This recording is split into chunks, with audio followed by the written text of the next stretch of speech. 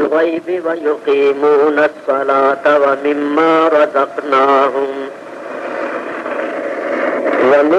رزقناهم ينفقون والذين يؤمنون بما أنزل إليك وما أنزل من قبلك وبالآخرة هم يوقنون أولئك على هدى من ربهم وأولئك هم المفلحون صدق الله العلي العظيم وبلغنا رسوله النبي الكريم الحبيب الأمين ونحن على ذلك لمن الشاهدين والشاكرين والحمد لله رب العالمين. دروشی پڑھیے اللہم صلی علی سیدنا مولانا محمد وعلی آل سیدنا ومولانا محمد واصحاب سیدنا ومولانا محمد وبارک وسلم.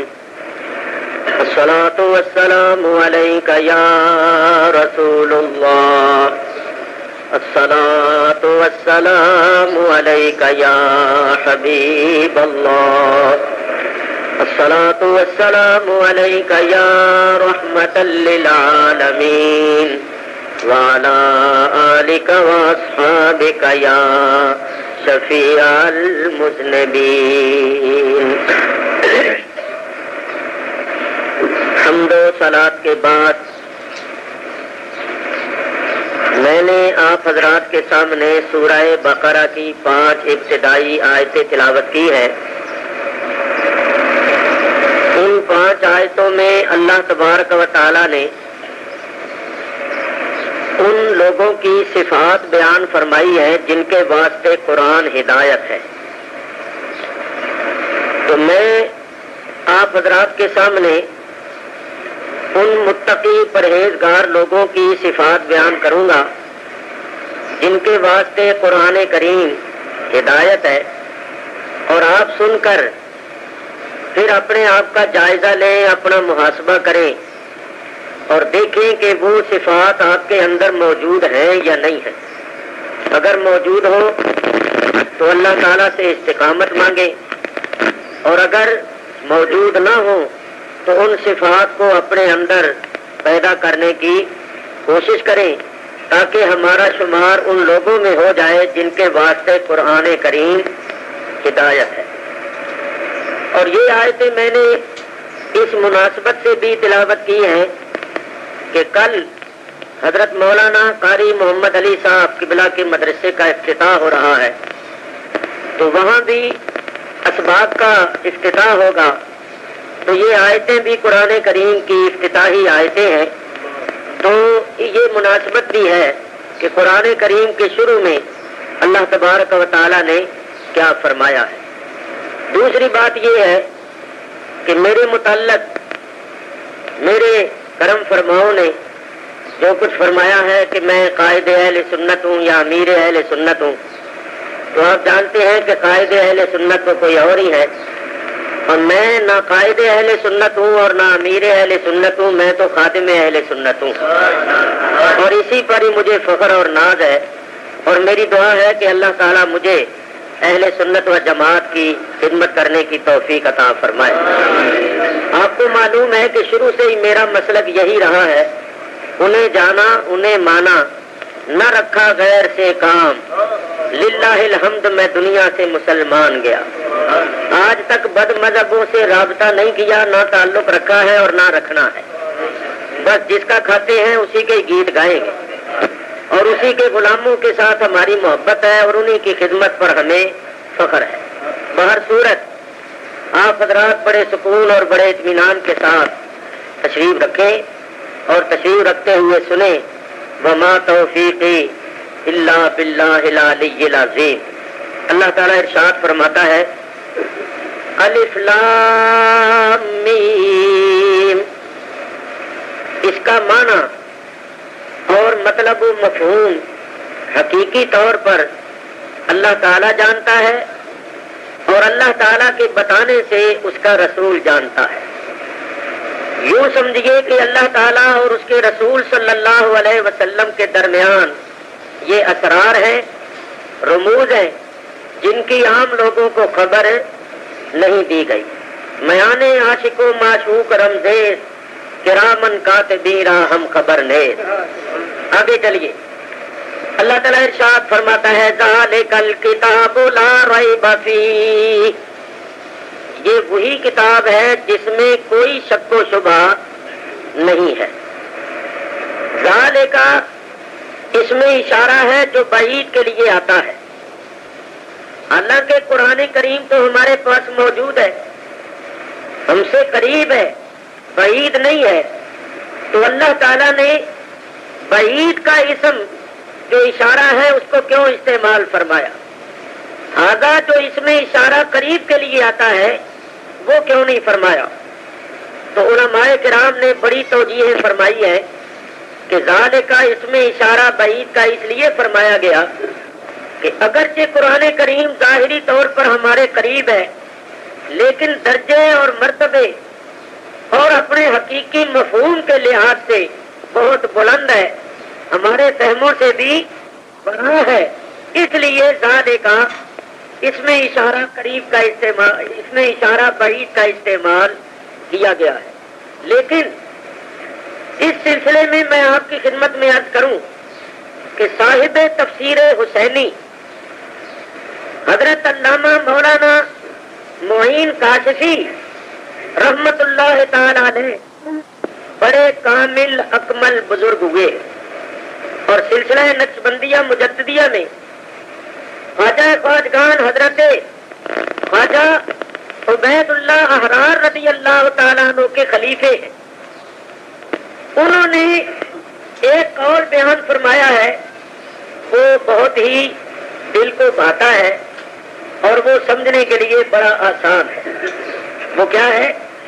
وہ فرماتے ہیں کہ اللہ تبارک و تعالیٰ نے یہودیوں اور عیسائیوں یعنی اہل کتاب کو مخاطب کر کے فرمایا ہے کہ یہ وہی کتاب ہے جس کا ذکر تورات، انجیل اور زبور میں تھا، یہ وہی کتاب ہے جس کا ذکر پہلی کتابوں اور پہلے صحیفوں میں تھا۔ تو جب تم ان کتابوں اور صحیفوں پر ایمان رکھنے کے دعوے دار ہو تو بتاؤ کیا ان کتابوں اور صحیفوں میں یہ ذکر نہیں ہے کہ نبی آخر الزمان پر کتاب اترے گی، نبی آخر الزمان پر کامل اکمل کتاب اترے گی؟ یہ وہی کتاب ہے جس کا ذکر پہلی کتابوں میں موجود ہے۔ تو اگر تم پہلی کتابوں پر ایمان رکھتے ہو تو اس کتاب کی تصدیق کا کیوں انکار کرتے ہو؟ اس کتاب پر ایمان کیوں نہیں لاتے ہو؟ اور یہ بڑا سیدھا سادہ مفہوم ہے جس کو ہر شخص بڑی آسانی کے ساتھ سمجھ سکتا ہے۔ اللہ تعالیٰ ارشاد فرماتا ہے ذالک الکتاب لا ریب فیہ، یہ وہی کتاب ہے جس میں کوئی شک شبہ نہیں، جس کا ذکر پہلی کتابوں میں بھی موجود ہے کہ نبی آخر الزمان حضرت محمد صلی اللہ علیہ وسلم پر اللہ تعالیٰ کامل اکمل کتاب اتارے گا۔ تو تم اس کو کیوں نہیں مانتے؟ اس کا انکار کر کے گویا تم اپنی کتابوں کا بھی انکار کر رہے ہو۔ جب ان کتابوں میں اس کتاب کا ذکر ہے تو پھر اس کتاب کی تصدیق کیوں نہیں کرتے ہو تاکہ تمہاری اپنی کتابوں کی بھی تصدیق ہو جائے؟ ان کا انکار کر کے، اس کتاب کا انکار کر کے گویا تم اپنی کتابوں کا بھی انکار کر رہے ہو اور ان کتابوں کو جھٹلا رہے ہو۔ تو فرمایا ذالک الکتاب لا ریب فیہ، یہ وہ کتاب ہے جس میں کسی قسم کا شک و شبہ نہیں ہے۔ دیکھیے قرآن کے شروع میں، قرآن کے سر فرق پر، یوں کہیے کہ قرآن کے دروازے پر لگا دیا ہے کہ اے قرآن پڑھنے والوں اور اے قرآن سننے والوں، اس قرآن کو پڑھنے اور سننے سے پہلے یہ جان لو اور مان لو کہ یہ وہ کتاب ہے جس میں کسی قسم کا شک و شبہ نہیں ہے۔ دیکھیے مکے کے کافروں نے یہ کہا کہ یہ قرآن اللہ کا کلام نہیں، یہ حضرت محمد صلی اللہ علیہ وسلم کا اپنا کلام ہے۔ جس طرح شعراء اپنے گھر بیٹھ کے کچھ الفاظ کو ترتیب دے کر شعر بنا لیتے ہیں، اسی طرح یہ حضرت محمد بھی الفاظ اور کلمات کو جوڑتے رہتے ہیں اور جوڑ جوڑ کے آیت بنا لیتے ہیں اور ہمارے سامنے آ کر کہتے ہیں کہ یہ اللہ کا کلام. تو یہ اللہ کا کلام نہیں، یہ حضرت محمد صلی اللہ علیہ وسلم کا کلام. انہوں نے قرآن کو شعر کہا اور نبی کریم علیہ الصلوۃ والسلام کو شاعر کہا. حضور کو شاعر قرار دیا اور قرآن کو شعر قرار دیا. تو اللہ تعالیٰ نے آیت اتاری. اللہ تعالیٰ ارشاد فرماتا ہے وَإِن كُنتُمْ فِي رَيْبٍ مِّمَّا نَزَّلْنَا عَلَىٰ عَبْدِنَا، اے کافرو، اگر تم اس کلام کے بارے میں جس کلام کو ہم نے اپنے عبد مقدس پر اتارا ہے کسی شک شبے میں ہو اور اس کو اللہ کا کلام نہیں مانتے ہو اور حضرت محمد صلی اللہ علیہ وسلم کا کلام قرار دیتے ہو، تو پھر ایسا کرو فَأْتُوا بِسُورَةٍ مِّن مِّثْلِهِ، تو تم بھی اس قرآن کی مثل ایک سورت بنا کر لے آؤ. اگر وہ اپنے گھر بیٹھ کے آیتیں بنا سکتی ہیں تو تم بھی تو بنا سکتے ہو.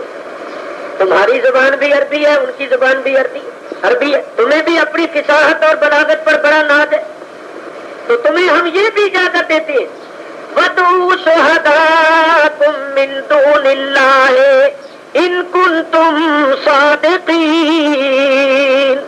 تم اللہ کو چھوڑ کر دنیا بھر کے شاعروں، فصیحوں اور بلیغوں کو جمع کر لو، اپنی مدد کے لیے دنیا بھر کے فصحاء بلغاء جمع کر لو اور سب کے سب مل کر اس قرآن کی مثل ایک سورت بنا کر لے آؤ. اگر تم اپنے گمان میں اور خیال میں سچے ہو تو لاؤ. آگے اللہ تبارک و تعالیٰ نے پیشین گوئی فرمائی. فرمایا فَإِن لَّمْ تَفْعَلُوا، پھر اگر تم ایسا نہ کر سکو، وَلَن تَفْعَلُوا، اور ہم پہلے ہی کہہ دیتے ہیں کہ تم ہرگز ایسا نہیں کر سکو، اس قرآن کی مثل کوئی صورت بنا کے نہیں لا سکو گے. تو فَاتَّقُوا النَّارَ الَّتِي وَقُودُهَا النَّاسُ وَالْحِجَارَةُ أُعِدَّتْ لِلْكَافِرِينَ، تو ڈرو پھر اس آگ سے جس کا ایندھن انسان اور پتھر ہوں گے اور جو منکروں کے واسطے تیار کی گئی ہے. تو میرے دوستو بزرگوں، اللہ کا یہ چیلنج قرآن کریم میں اس وقت سے موجود ہے جب سے قرآن نازل ہوا، اور دنیا کی ہر زبان میں قرآن کا تقریباً ترجمہ ہو چکا ہے، اور دنیا کی تمام لائبریریوں میں، تمام ملکوں میں یہ قرآن موجود ہے. مگر آج تک کسی کو اتنی جرأت اور ہمت نہیں ہوئی کہ قرآن کی مثل کوئی صورت بنا کے پیش کر سکے. ثابت ہوا کہ یہ قرآن اپنے دعوے کی خود دلیل ہے. قرآن کلام الہی ہونے کی خود دلیل ہے، کیونکہ بے مثل کا کلام بھی بے مثل ہے، زندہ کا کلام بھی زندہ ہے، قدیم کا کلام بھی قدیم ہے. یہ قرآن جب بھی سنو، اگر کوئی پڑھنے والا صحیح طور پر پڑھے تو سننے والے پر آج بھی کیفیت اور رقت آری ہوتی ہے. ایسا معلوم ہوتا ہے جیسے ابھی اتر رہا ہو، کیونکہ زندہ کا کلام ہر وقت زندہ ہے. تو قرآن کے شروع میں فرمایا یہ وہ قرآن ہے جس میں کسی قسم کا شک و شبہ نہیں ہے. ایک بات اور بھی عرض کروں، اس قرآن کو اللہ تعالیٰ نے اتارا ہے اور اللہ تعالیٰ نے اس کی حفاظت کا ذمہ لیا ہے. فرمایا اِنَّا نَحْنُ نَزَّلْنَا الذِّكْرَ وَإِنَّا لَهُ لَحَافِظُونَ، اس ذکر مبارک کو ہم نے نازل کیا ہے اور ہم اس کی حفاظت کرنے والے ہیں. اور دوسری جگہ فرمایا وَتَمَّتْ كَلِمَتُ رَبِّكَ صِدْقًا وَعَدْلًا لَا مُبَدِّلَ لِكَلِمَاتِهِ، اے حبیب تیرے رب کے کلمے پورے ہو گئے عدل اور صدق کے ساتھ. اب اللہ کے کلمات کو کوئی بدل نہیں سکتا. لا مبدل لکلمات، اللہ کے کلمات کو کوئی تبدیل نہیں کر سکتا. ان دونوں آیتوں کو سامنے رکھو اور ایک بات سنو. شیعہ حضرات یہ کہتے ہیں کہ صحابہ کرام نے قرآن میں تبدیلیاں کر دی ہیں. 40 پارے تھے تو 10 پارے انہوں نے چھپا لیے ان 10 پاروں میں سے اہل بیت کی شان تھی، حضرت علی کے فضائل تھے وغیرہ وغیرہ، وہ اس قسم کی باتیں کرتے اور کہتے ہیں یہ 30 پارے جو ہیں ان میں بھی انہوں نے معاذ اللہ ثم معاذ اللہ تبدیلیاں کر دی. اس واسطے صحیح طور پر شیعہ حضرات اس قرآن کو نہیں مانتے. اگر وہ کہتے ہیں نا ہم مانتے ہیں تو وہ تقیہ کرتے ہیں، کیونکہ ان کے مذہب میں تقیہ سب سے بڑی عبادت ہے. چنانچہ میں آپ کو بتاتا ہوں اصول کافی جو ان کے مذہب کی سب سے بڑی معتبر کتاب ہے، اس میں لکھا ہوا ہے لا دین لمن لا تقیۃ لہ، جو تقیہ نہ کرے اس کا کوئی دین ہی نہیں، وہ بے دین. تو انہوں نے یہ بھی لکھا ہے کہ سارے دین کے اگر 10 حصے کر دیے جائیں تو ایک حصہ ثواب کل عبادتوں میں ہے، نماز روزہ حج زکات وغیرہ، یہ جتنی عبادتیں ہیں ان میں ایک حصہ ثواب ہے اور 9 حصے ثواب تقیے میں ہے. اور تقیہ کیا ہے؟ جھوٹ بولنا. تقیہ کس کو کہتے ہیں؟ جھوٹ بولنا. ان کے نزدیک جھوٹ بولنا اتنا ثواب ہے. تو وہ سنیوں سے جب ملتے ہیں تو کہتے ہیں نہیں جی ہم قرآن کو مانتے ہیں، تو وہ تقیۃً کہتے ہیں، حقیقت میں وہ قرآن کو نہیں مانتے، کیونکہ جو قرآن کو ماننے والا ہو وہ صحابہ کرام کا کبھی مخالف ہو ہی نہیں سکتا. کیونکہ قرآن میں تو اللہ تعالیٰ نے صحابہ کرام کے فضائل بیان کیے، شان بیان کی ہے، اور وہ معاذ اللہ صحابہ کرام کو گالیاں دیتے ہیں، تبرہ کرتے ہیں اور ان کو مسلمان بھی نہیں مانتے، تو حقیقت میں ان کا قرآن پر ایمان نہیں ہے. میں نے بات یہ کرنی ہے کہ وہ کہتے ہیں کہ قرآن میں تبدیلیاں ہو گئی، قرآن میں کمی ہو گئی ہے، 40 پارے تھے تو 30 رہ گئے، 10 پارے چرا لیے گئے ہیں. تو ان کی یہ بات سراسر غلط ہے، اور ان کا یہ حملہ صحابہ کرام پر نہیں بلکہ حقیقت میں اللہ تعالیٰ کی ذات پر ہے. کیسے؟ اللہ نے اعلان فرمایا کہ ہم اس قرآن کی حفاظت کرنے والے، وَإِنَّا لَهُ لَحَافِظُونَ، ہم اس قرآن کی حفاظت کرنے والے ہیں. تو اگر یہ کہا جائے کہ 10 پارے چوری ہو گئے تو اس کا مطلب یہ ہوا کہ اللہ نے حفاظت نہیں کی. اللہ نے جو اعلان کیا تھا حفاظت فرمانے کا، تو اللہ تعالیٰ حفاظت کرنے میں کامیاب نہیں ہو سکا معاذ اللہ. میں ایک بات عرض کروں، چوری اس وقت ہوتی ہے جبکہ حفاظت کرنے والے میں چند باتیں پائی جائیں. ایک تو یہ کہ حفاظت کرنے والا سو جائے، غافل ہو جائے، تو چور اس کی غفلت سے فائدہ اٹھا کر چوری کرنے میں کامیاب ہوتا ہے. ایک صورت یہ ہے. دوسری صورت یہ ہے کہ حفاظت کرنے والا کہیں غیر حاضر ہو جائے، کہیں چلا جائے، اور چور اس کی غیر حاضری سے فائدہ اٹھا کر گڑبڑ کرنے یا چوری کرنے میں کامیاب ہو. تیسری صورت یہ ہے کہ حفاظت کرنے والا کمزور ہو اور چوری کرنے والا طاقتور ہو، اور وہ محافظ کو آ کر ڈانٹے کہ خبردار اگر تو بولا تو تیری جان نکال دوں. تو کمزور محافظ کہے نہیں صاحب میں بالکل نہیں بولتا، جو مرضی ہے کر لو. تو چور محافظ کی کمزوری سے فائدہ اٹھا کر اپنے مقصد میں کامیاب ہو جائے. اور چوتھی صورت یہ بھی ہو سکتی ہے کہ محافظ حفاظت کرنے والا چوروں سے رل مل جائے، جوڑ کر لے کہ بھائی ٹھیک ہے لوٹ لو، اتنا حصہ میرا بھی رکھ لو. یہ 4 صورتیں ہوں تو چوری ہو سکتی ہے، ورنہ ہر کس چوری کرنے والا کامیاب نہیں ہو سکتا. یہ سمجھنے سمجھانے کے لیے بات کرتا ہوں، ورنہ کہاں یہ الفاظ اور کہاں اللہ تعالیٰ کی بات. میرے بزرگوں اور دوستوں یہ بتاؤ، اللہ تعالیٰ کبھی غافل ہوتا ہے؟ کبھی سوتا ہے؟ لا تأخذہ سنۃ ولا نوم، اس کو نیند اور اونگ نہیں پکڑتی، وہ نیند اور اونگ سے پاک ہے. اور بولو وہ کبھی غیر حاضر ہوتا ہے؟ وہ غیر حاضر ہونے سے بھی پاک ہے. وہ ہر چیز پر ہر وقت موجود ہے، شہید ہے. ان اللہ علی کل شیء شہید، ہر شے پر ہر وقت وہ شہید ہے، موجود ہے. کبھی وہ غیر حاضر نہیں ہو سکتا، غیر حاضر ہونے سے پاک ہے. اور اس سے بڑھ کر طاقت والا کیا، اس کے برابر طاقت والا کوئی نہیں. اور یہ چوتھی بات کہ دشمنوں سے مل ملا جائے، یہ تو ان لوگوں کے کام ہیں جو غدار ہوتے ہیں اور جو مفاد پرست لوگ ہوتے ہیں. تو خدا تبارک و تعالیٰ کے متعلق کوئی مومن ایسا سوچ بھی نہیں سکتا. تو بولو جب خدا تعالیٰ نے اعلان کیا کہ میں اس قرآن کی حفاظت کا ذمہ لیتا ہوں، تو پھر اگر کوئی کہتا ہے کہ اس میں چوری ووری ہو گئی تو اس کا مطلب یہ ہے کہ وہ خدا پر الزام لگا رہا ہے کہ خدا تعالیٰ نے حفاظت نہیں کی اور جو اعلان فرمایا تھا اس کے مطابق اللہ نے نہیں کیا. تو یہ حملہ صحابہ کرام پر نہیں ہے بلکہ در پردہ اللہ تعالیٰ کی ذات پر ہے. اور اللہ فرماتا ہے لا مبدل لکلمات، اس کے کلمات کو کوئی تبدیل نہیں کر سکتا.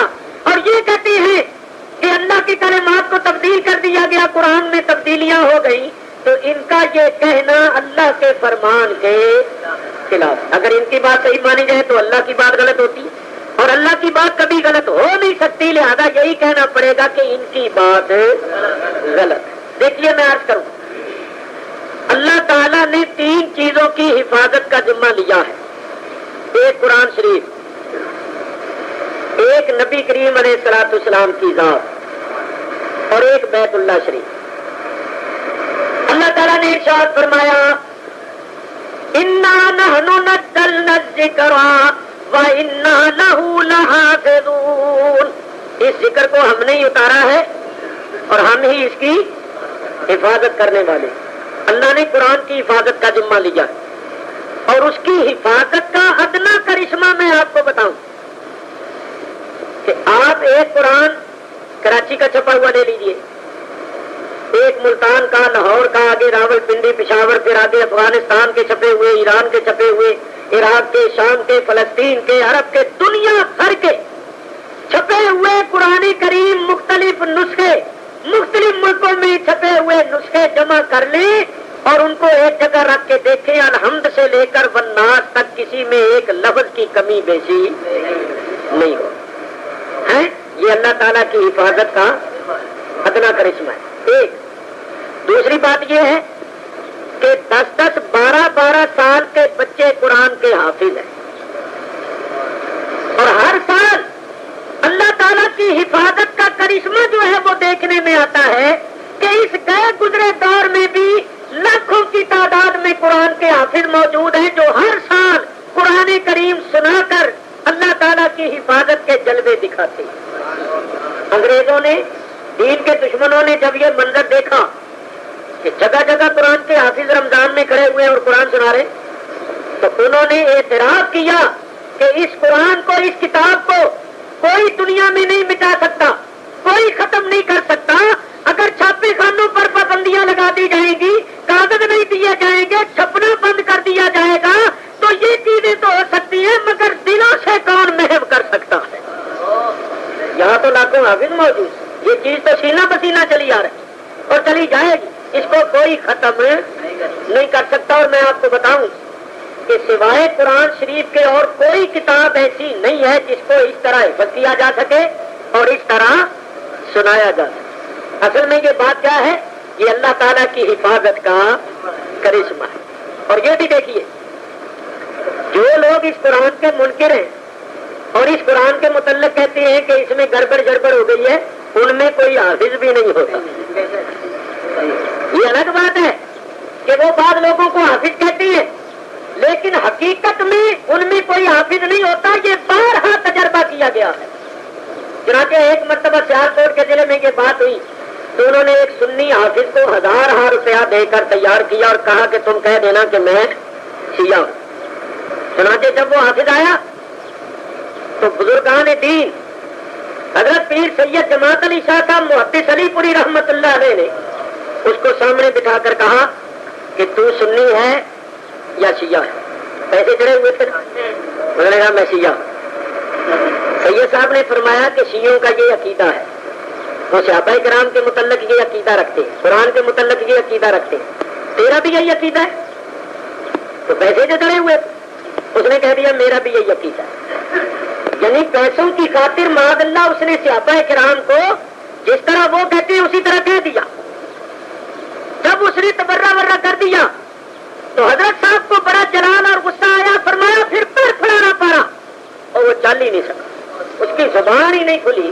صحابہ کرام کو برا کہنے کی وجہ سے اللہ نے اس کے سینے سے قرآن ہی نکال دیا.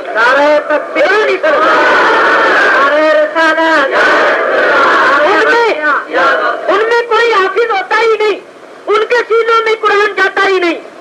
بھلا کیوں نہیں جاتا؟ ذرا سوچو کہ قرآن کو کیا ضرورت ہے کہ ہر 3 مہینے کے بعد مار کھائے؟ قرآن کو دنیا میں مار کھانے کے لیے آیا؟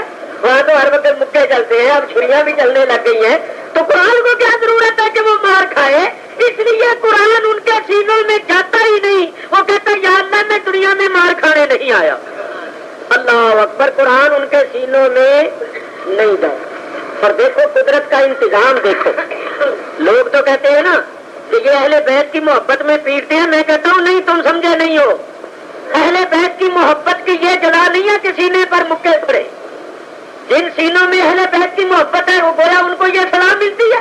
نہیں، اصل میں یہ سزا ملتی ہے صحابہ کرام رضوان اللہ تعالی علیہ مجمعین کی توہین کرنے کی وجہ سے، کیونکہ ان کے سینوں میں صحابہ کرام کا بغض بھرا ہوا ہے۔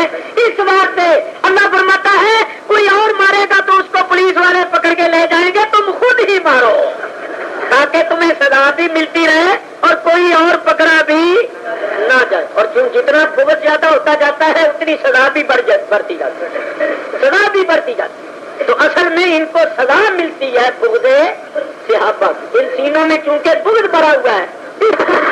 وہ اصل قرآن ہے نا، اصل قرآن، صحیح قرآن، اس کے 40 پارے تھے اور وہ 70 گز لمبا۔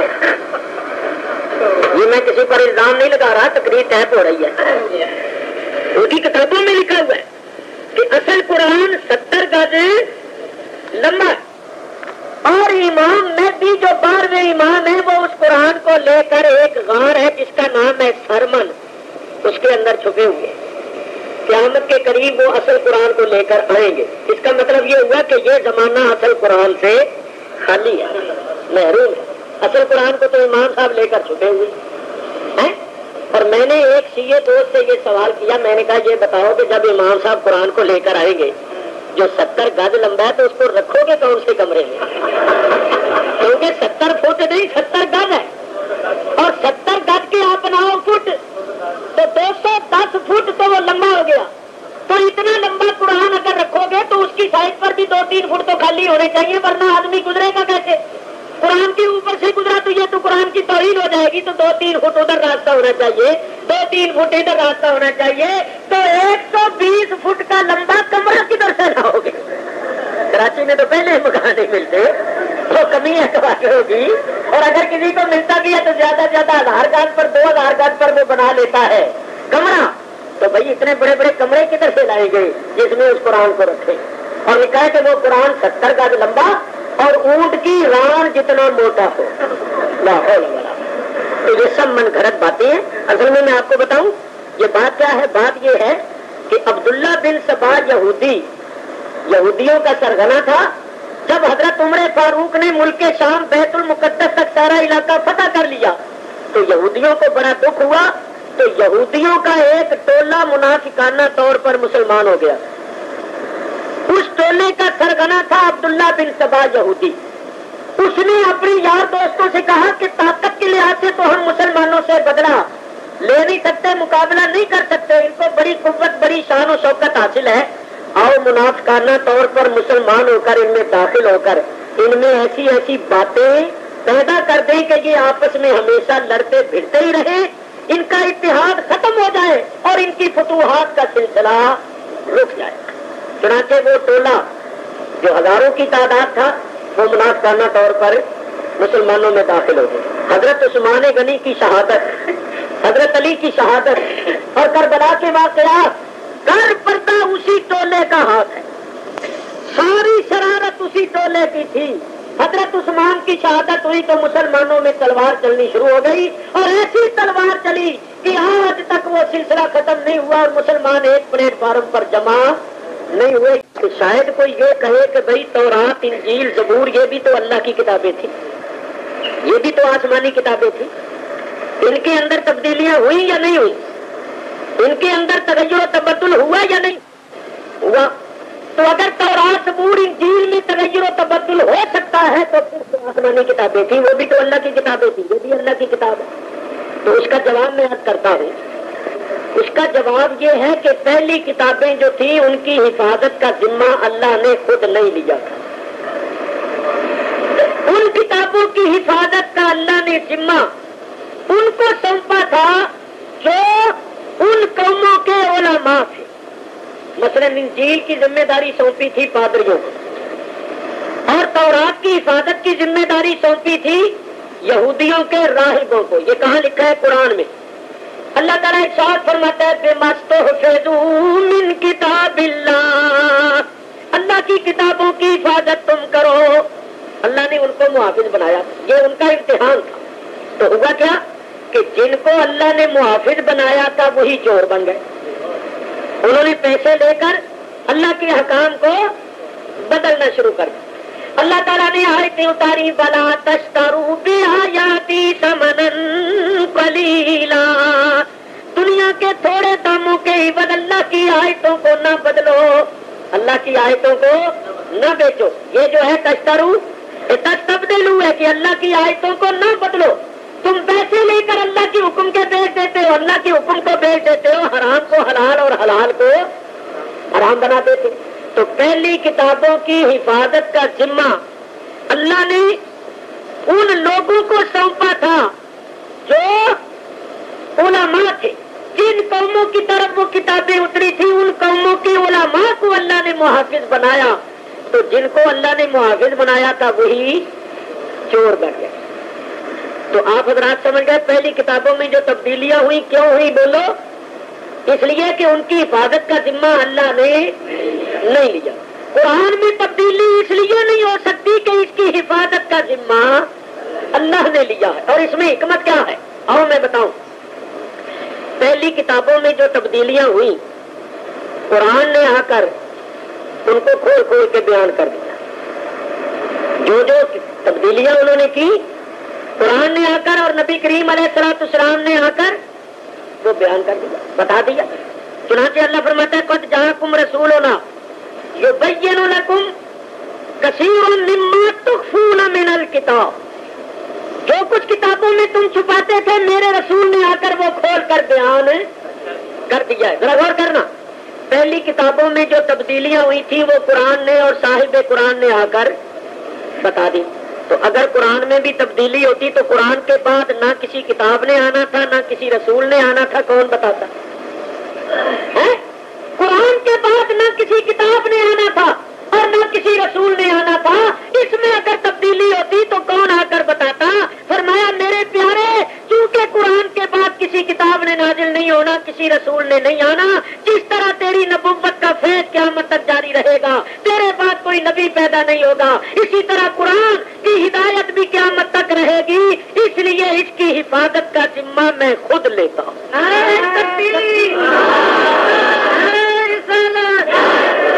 اللہ تعالیٰ نے قرآن کی حفاظت کا ذمہ خود لیا کیونکہ اس کے بعد کسی کتاب اور کسی رسول نے نہیں آنا تھا جو آ کر ظاہر کرتا.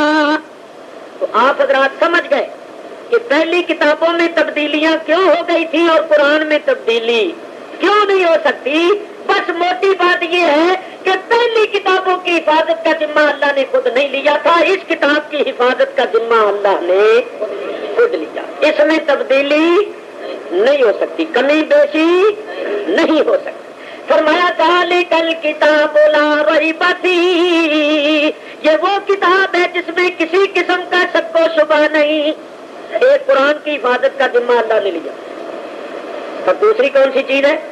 نبی کریم علیہ الصلوۃ والسلام کی ذات پاک. کافر حضور کو قتل کرنے کے منصوبے بناتے تھے. اللہ نے آیت اتاری. اللہ فرماتا ہے یریدون لیطفئوا نور اللہ بافواہہم، کفار ارادہ کرتے رہتے ہیں کہ اپنے منہ سے اللہ کے نور کو بجھا دیں. واللہ متم نورہ ولو کرہ الکافرون، اللہ اپنے نور کو پورا کرنے والا ہے اگرچہ کافروں کو برا لگے. دیکھو کافر منصوبے بناتے تھے، قتل کرنے کے ارادے کرتے رہتے تھے. کئی مرتبہ انہوں نے منصوبے بنائے کئی طرح کے. شروع میں نبی کریم علیہ الصلوۃ والسلام جب رات کو سوتے تھے تو صحابہ کرام ننگی تلواریں ہاتھ میں لے کر ساری رات مکان کے ارد گرد کھڑے رہتے تھے اور پہرا دیتے تھے. آخر اللہ تعالیٰ نے حفاظت کا ذمہ لیا.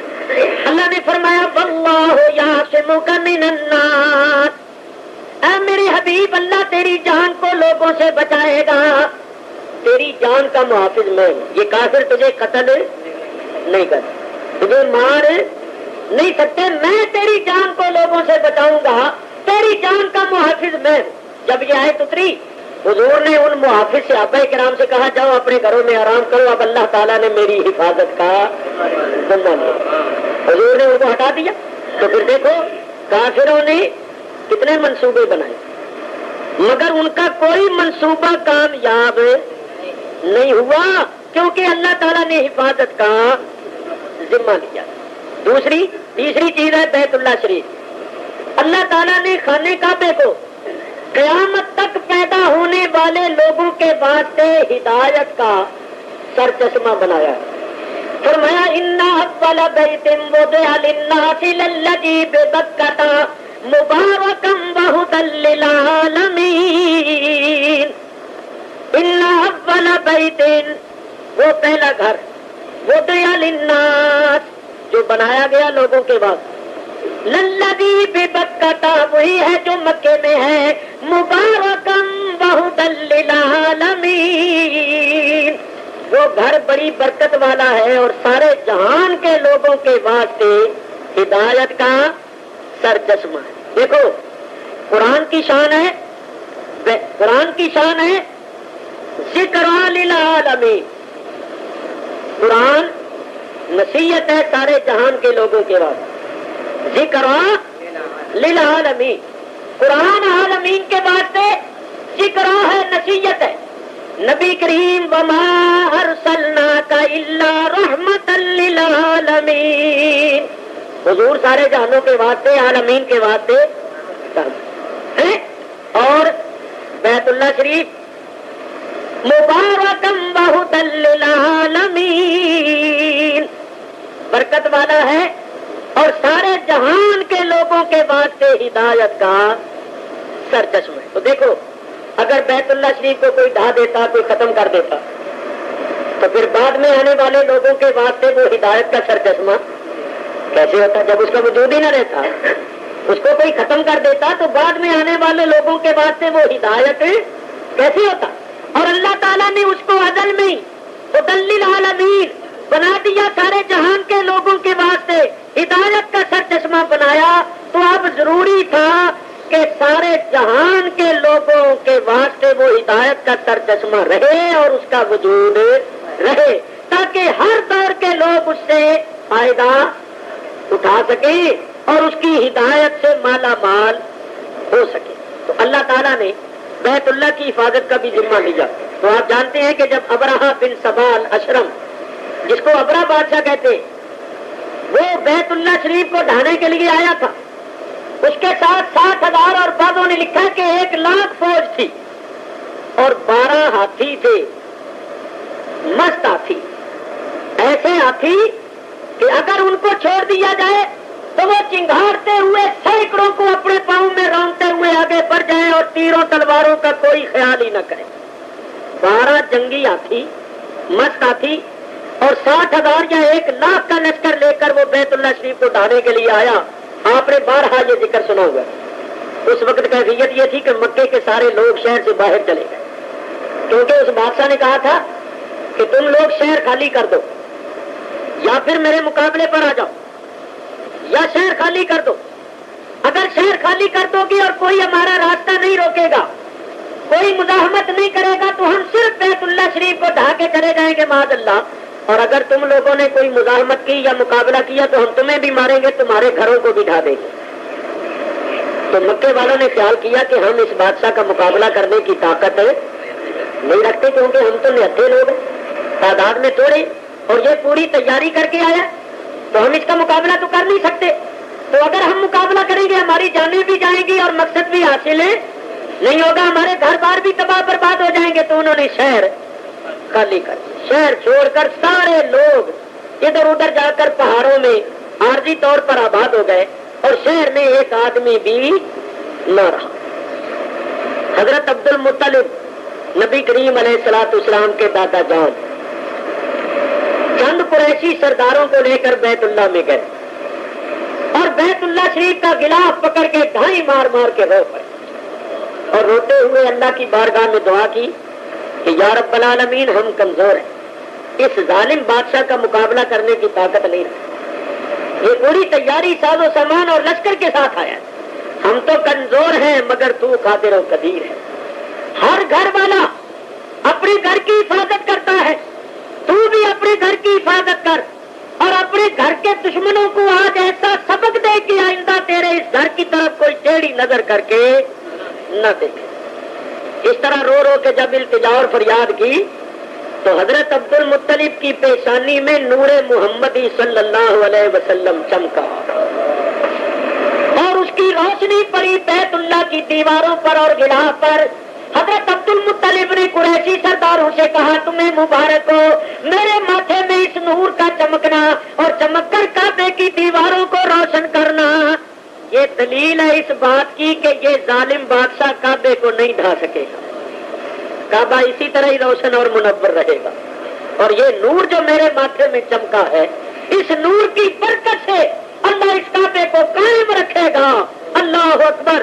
حضرت عبد المطلب اللہ کے گھر کو اللہ کے سپرد کر کے روتے ہوئے وہاں سے چلے اور ایک پہاڑی کے اوپر جا کر کھڑے ہوئے دیکھنے لگے کہ اب کیا ہوتا ہے، اللہ کی قدرت کا جلوہ اور نظارہ دیکھو۔ ادھر اس ظالم بادشاہ نے حکم دیا لشکر کو آگے بڑھو، کوئی ہمارا راستہ روکنے والا نہیں، آگے بڑھو اور اپنے مقصد کو پورا کر کے کعبے کو گراؤ اور واپس چلو۔ معاذ اللہ، تو کوئی مقابلہ کرنے والا نہیں، ایک آدمی بھی نہیں، اس کے لیے سارے راستے کھلے ہوئے، مگر اللہ نے اپنے گھر کی حفاظت کرنے کی تو پھر آپ جانتے ہیں۔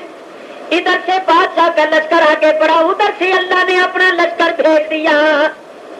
سمندر کی طرف سے چھوٹے چھوٹے پرندوں کے جھنڈ لشکر کے لشکر آ گئے۔ ان پرندوں کو قرآن میں کہا گیا ابابیل، چھوٹے چھوٹے پرندے تھے چڑیوں کے موافق۔ ہر پرندے کے پاس 3 کینکریاں تھیں، 2 کینکریاں دونوں پنجوں میں اور ایک چوٹ۔ وہ کینکریاں کیا تھی؟ وہ تو ایٹم بم کے ذرے ثابت ہوئے۔ اللہ تعالیٰ ارشاد فرماتا ہے الم تر کیف فعل ربک باصحاب الفیل، اے میرے حبیب کیا تو نے نہیں دیکھا؟ یہ استفہام انکاری ہے کہ تو نے دیکھا ہے۔ عبد المطلب تو پہاڑی کی چوٹی پر کھڑے ہو کر ان آنکھوں سے دیکھ رہے تھے اور میرے محبوب تو نور نبوت سے دیکھ رہا۔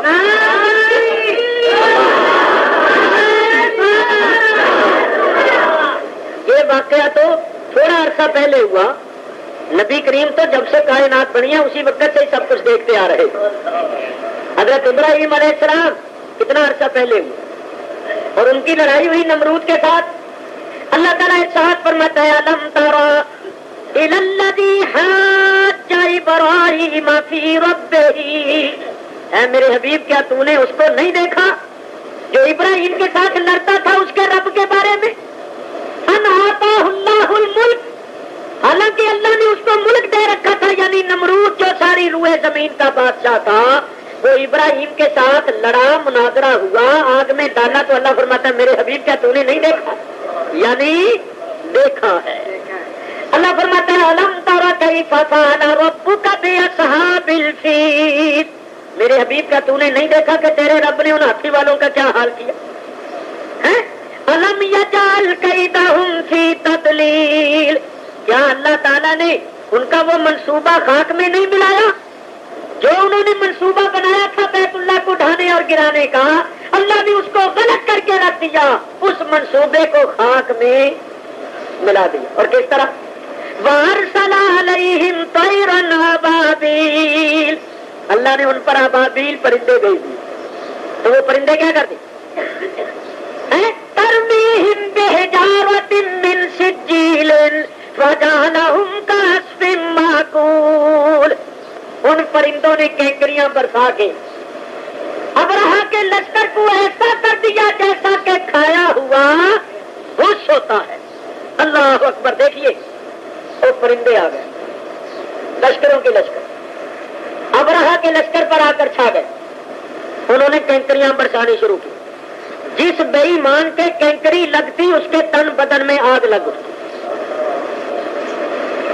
بیت اللہ شریف کو ڈھانا کیا، وہ بیت اللہ کے قریب بھی نہ پہنچ سکے اور اللہ نے کچومر نکال کے رکھ دیا تو میں بادشاہ کے سارے لشکر کو تباہ و برباد کر دیا.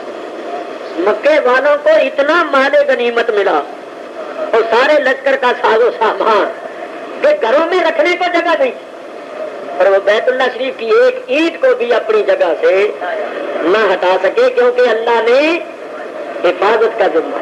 تو جس چیز کی حفاظت کا ذمہ اللہ نے، اس میں کوئی گڑبڑ شڑبڑ. ارے یہاں تو کوئی مقابلہ کرنے والا بھی نہیں تھا، اللہ نے غیبی لشکر بھیج دیا. قرآن کی حفاظت کے واسطے تو اللہ نے لاکھوں کروڑوں مسلمانوں کو پیدا کیا.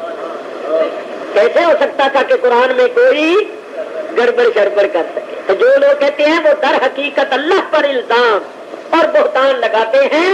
قرآن جیسا اترا ہے ویسا ہی موجود ہے اور انشاءاللہ قیامت تک ایسا ہی موجود رہے. فرمایا ذالک الکتاب لا ریب فیہ، یہ وہ کتاب ہے جس میں کسی قسم کا شک و شبہ نہیں. ھدی للمتقین، یہ ہدایت ہے واسطے پرہیزگاروں کے. صاحبان تقویٰ جو ہے ان کے واسطے قرآن ہدایت. یہاں ایک بات کرتا ہوں، ہمارے بعد مسلمان بھائی کہتے ہیں بھائی کیا کریں کدھر جائیں، کوئی پتہ نہیں چلتا ان مولویوں کا. سارے ہی قرآن پڑھتے، وہ بھی قرآن پڑھے یہ بھی قرآن پڑھے. وہ قرآن پڑھ کے کہتے ہیں حضور کو علم غیب نہیں، یہ قرآن پڑھ کے کہتے ہیں علم غیب ہے. وہ قرآن پڑھ کے کہتے ہیں نور نہیں بشر ہے، یہ قرآن پڑھ کے کہتے ہیں نور ہے. وہ قرآن پڑھ کے کہتے ہیں حاضر ناظر نہیں، یہ قرآن پڑھ کے کہتے ہیں حاضر ناظر ہے. وہ قرآن پڑھ کے کہتے ہیں مدد نہیں کر سکتے، یہ قرآن پڑھ کے کہتے ہیں مدد کر سکتے ہیں. وہ قرآن پڑھ کے کہتے ہیں کوئی اختیار نہیں، یہ قرآن پڑھ کے کہتے ہیں کہ حضور کو اختیارات تھے. اب کس کو سچا جانے کس کو جھوٹا مانے؟ پڑھتے سارے ہی قرآن ہے. بھائی ہماری تو سمجھ میں کوئی بات نہ آئے، اس قسم کی لوگ باتیں کرتے. تو آج میں آپ کو ایک بات بتا دیتا ہوں، اس کو یاد رکھنا، انشاءاللہ بہت فائدہ ہوگا. دیکھو قرآن سب پڑھتے ہیں مگر یاد رکھو سارے قرآن پڑھنے والے ہدایت پر نہیں ہوتے. خود قرآن میں اللہ فرماتا ہے یضل بہ کثیرا ویہدی بہ کثیرا. اللہ تعالیٰ بہت سے لوگوں کو اس قرآن کے ساتھ گمراہ کر دیتا ہے اور بہت سے کو ہدایت دیتا ہے. ماننا پڑے گا کہ بہت سے قرآن پڑھنے والے گمراہ بھی ہوتے ہیں. سارے قرآن پڑھنے والے حق پر نہیں ہوتے، بہت سے گمراہ بھی ہوتے ہیں. یہ ہے قرآن کی آیت یا نہیں؟ یہ دلو بہی، اور یہ دلو پہلے فرمایا یہدی بعد میں فرمایا. یہ دلو بہی کثیرا ویہدی بہ کثیرا. ایک آیت دوسری سنو. اللہ فرماتا ہے وَنُنَزِّلُ مِنَ الْقُرْآنِ مَا هُوَ شِفَاءٌ وَرَحْمَةٌ لِّلْمُؤْمِنِينَ وَلَا يَزِيدُ الظَّالِمِينَ إِلَّا خَسَارًا. ہم جو قرآن اتار رہے ہیں وہ مومنوں کے واسطے رحمت اور شفا ہے. وَلَا يَزِيدُ الظَّالِمِينَ إِلَّا خَسَارًا. اور یہ قرآن نہیں زیادہ کرتا واسطے ظالموں کے مگر خسارے. یعنی ظالموں کے واسطے رحمت اور شفا نہیں بلکہ ان کے نقصان اور خسران میں اضافہ کرتا رہتا ہے. دیکھیے اس میں ایک نقطہ ہے، اللہ نے ولا یزید الکافرین نہیں فرمایا، ولا یزید الظالمین. کافر تو قرآن پڑھتا ہی نہیں، قرآن کا ترجمہ اور تفسیر ہے کرتا نہیں. بولو ہندو سکھ وغیرہ پڑھتے ہیں قرآن، تو اللہ نے کافرین نہیں فرمایا ظالمین فرمایا. اور ظالم کون ہوتا ہے؟ جو عدل نہ کرے. ظالم کون ہوتا ہے بولو؟ جو عدل انصاف نہ کرے. علماء سے ظلم کی تعریف پوچھو، ظلم کی تعریف یہ ہے وضع الشیء فی غیر محلہ، چیز کو شے کو اس کے محل اور مقام کے سوا رکھنا، یہ ظلم ہے. مثلا جرم کرے کوئی سزا دے دی جائے کسی اور کو تو یہ ظلم ہے، اور جس نے جرم کیا اسی کو سزا ملے یہ عدل ہے. محنت کرے کوئی مزدوری دے دو کسی اور کو تو یہ ظلم، اور جس نے محنت کیا اسی کو مزدوری ملے تو یہ عدل ہے. تو ظلم کس کو کہتے ہیں؟ انصاف نہ کرنا، اور جو انصاف نہ کرے وہ ظالم. اب میں آپ سے انصاف کا ہی واسطہ دے کر پوچھتا ہوں کہ اللہ آیتیں اتارے بتوں کے بارے میں اور انہی آیتوں کو پڑھ پڑھ کے لکھ لکھ کے چسپاں کیا جائے نبیوں ولیوں پر، تو یہ عدل ہے یا ظلم ہے؟ اور میں دعوے سے کہتا ہوں اگر میرے اس دعوے کو کوئی غلط ثابت کر دے تو میں اس کو منہ مانگا انعام دینے کے لیے تیار ہوں۔ اگر وہ انعام نہ لے تو اگر میرے اس دعوے کو کوئی غلط ثابت کر دے تو میں لکھ کر دینے کے لیے تیار ہوں کہ جو چاہو مجھے سزا دو، مجھے منظور ہے۔ میرا یہ دعویٰ ہے کہ آج کل کے یہ جو مولوی ہیں بابڑے، اس سب بتوں کے حق میں اتری ہوئی آیتیں نبیوں ولیوں پر لگاتے ہیں، میرا یہ دعویٰ۔ دیکھو میں کسی کمرے میں بیٹھ کر اپنے چند مریدوں کے ہاں یہ بات نہیں کر رہا، مجمع عام نہیں کر رہا ہوں، کوئی شخص بھی ثالث بنے، میں یہ ثابت کرنے کے لیے تیار ہوں ان کی کتابوں سے، ان کی تقریروں سے، جتنی آیتیں اللہ نے بتوں کے بارے میں اتاری ہے وہ سب نبیوں ولیوں پر لگاتے رہے۔ بولو یہ ظلم ہے یا نہیں؟ یہ ظلم ہے۔ اور یہ سلسلہ کب سے چلا ہے؟ خارجیوں سے۔ خارجی جو تھے نا، جو حضرت علی کے زمانے میں الگ ہو گئے تھے، مسلمانوں سے الگ ہو گئے، اسی بات سے ان کو خارجی کہتے ہیں کہ مسلمانوں کی جماعت سے خارج ہو گئے، نکل گئے۔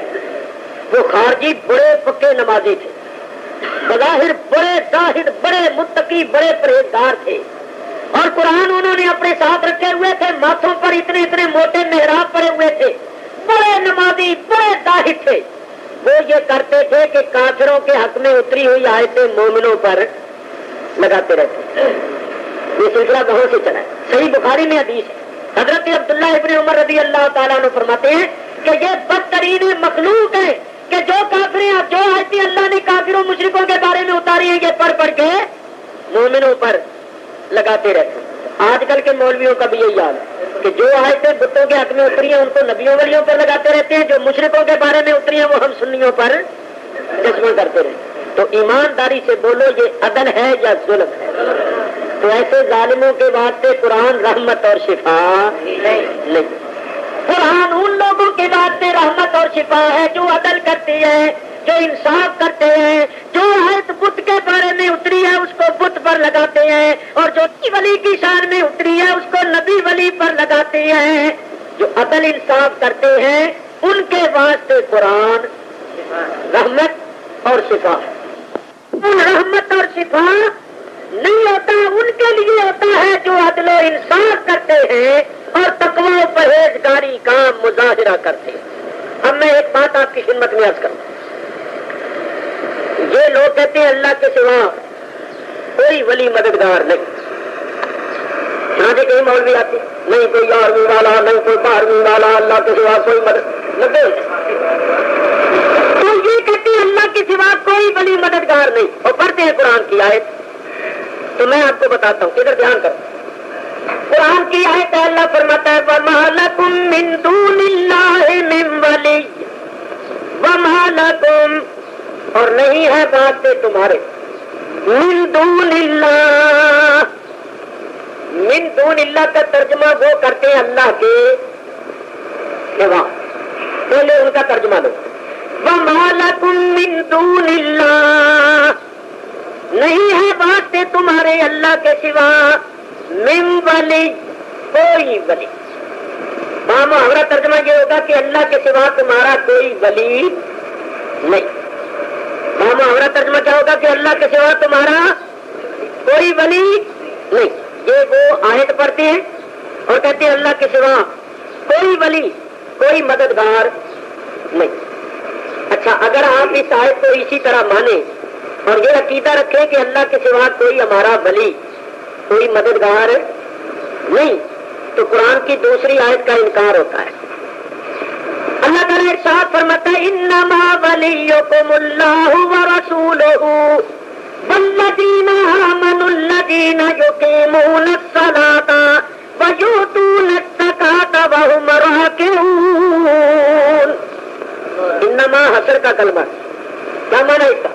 انما ولیکم اللہ ورسولہ والذین آمنوا، تمہارا ولی اللہ ہے، اس کا رسول ہے، اور ایمان والے، وہ ایمان والے جو نماز قائم رکھتے ہیں، زکات دیتے ہیں اور حج بھی کرتے ہیں۔ اچھا اب پہلی آیت میں اللہ نے فرمایا اللہ کے سوا تمہارا کوئی ولی نہیں، اور اس دوسری آیت میں فرمایا اللہ بھی تمہارا ولی، اس کا رسول بھی تمہارا ولی اور ایمان والے بھی تمہارے. تو بولو ان دونوں آیتوں پر آپ کس طرح ایمان رکھیں؟ دوسری بات یہ ثابت ہوئی کہ بظاہر قرآن میں اختلاف نظر آتا ہے کہ پہلی آیت میں فرمایا تمہارا کوئی ولی نہیں، دوسری آیت میں فرمایا اللہ بھی تمہارا ولی، رسول بھی تمہارا ولی، ایمان والے بھی تمہارے ولی.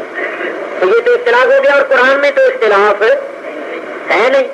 اور ان دونوں آیتوں پر آپ ایمان کیسے رکھیں گے؟ اگر پہلی آیت کو مانے تو پھر اللہ کے سوا کوئی اور ولی نہیں ماننا چاہیے، پھر دوسری آیت کا انکار ہو جائے. اور اگر دوسری آیت پر ایمان رکھے اللہ کے ساتھ اس کے رسول اور ایمان والوں کو بھی اپنا ولی سمجھے تو پہلی آیت کا انکار ہوتا ہے، اور انکار ہم نے کسی آیت کا کرنا نہیں. تو بولو دونوں آیتوں پر ایمان کیسے ہوگا اور یہ اختلاف کیسے دور ہوگا؟ تو آئیے میں عرض کروں. پہلی آیت میں ایک لفظ ہے من دون اللہ، وما لکم من دون اللہ. من دون اللہ سے مراد ہے بت، من دون اللہ سے مراد بت. بس جب آپ نے من دون اللہ سے مراد بتوں کو لے لیا اختلاف بھی ختم ہو گیا، دونوں آیتوں پر ایمان دیا. کیسے؟ اللہ فرماتا ہے وما لکم من دون اللہ من ولی، یہ من دون اللہ بت جو ہیں ان میں تمہارا کوئی ولی نہیں، کوئی مددگار. یا اللہ من دون اللہ بتوں میں تو ہمارا کوئی ولی مددگار نہیں، ویسے کوئی ہمارا ولی مددگار ہے؟ اللہ فرماتا ہے انما ولیکم اللہ ورسولہ والذین آمنوا، اللہ تمہارا ولی ہے، اس کا رسول تمہارا ولی ہے، کامل ایمان والے تمہارے ولی ہیں، مگر یہ من دون اللہ بت جو ہیں ان میں تمہارا کوئی ولی نہیں.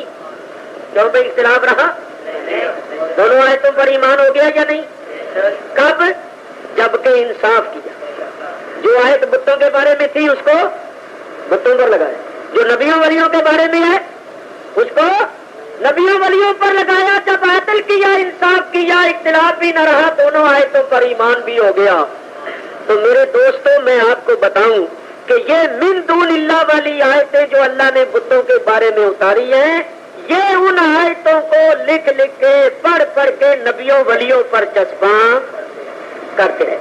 تو یہ ہے ظلم، اور ایسا کرنے والے ہیں ظالم، اور ظالموں کے واسطے قرآن رحمت اور شفا نہیں. آؤ میں آپ کو بتاؤں کہ قرآن کن لوگوں کے واسطے ہدایت ہے، رحمت ہے، شفا.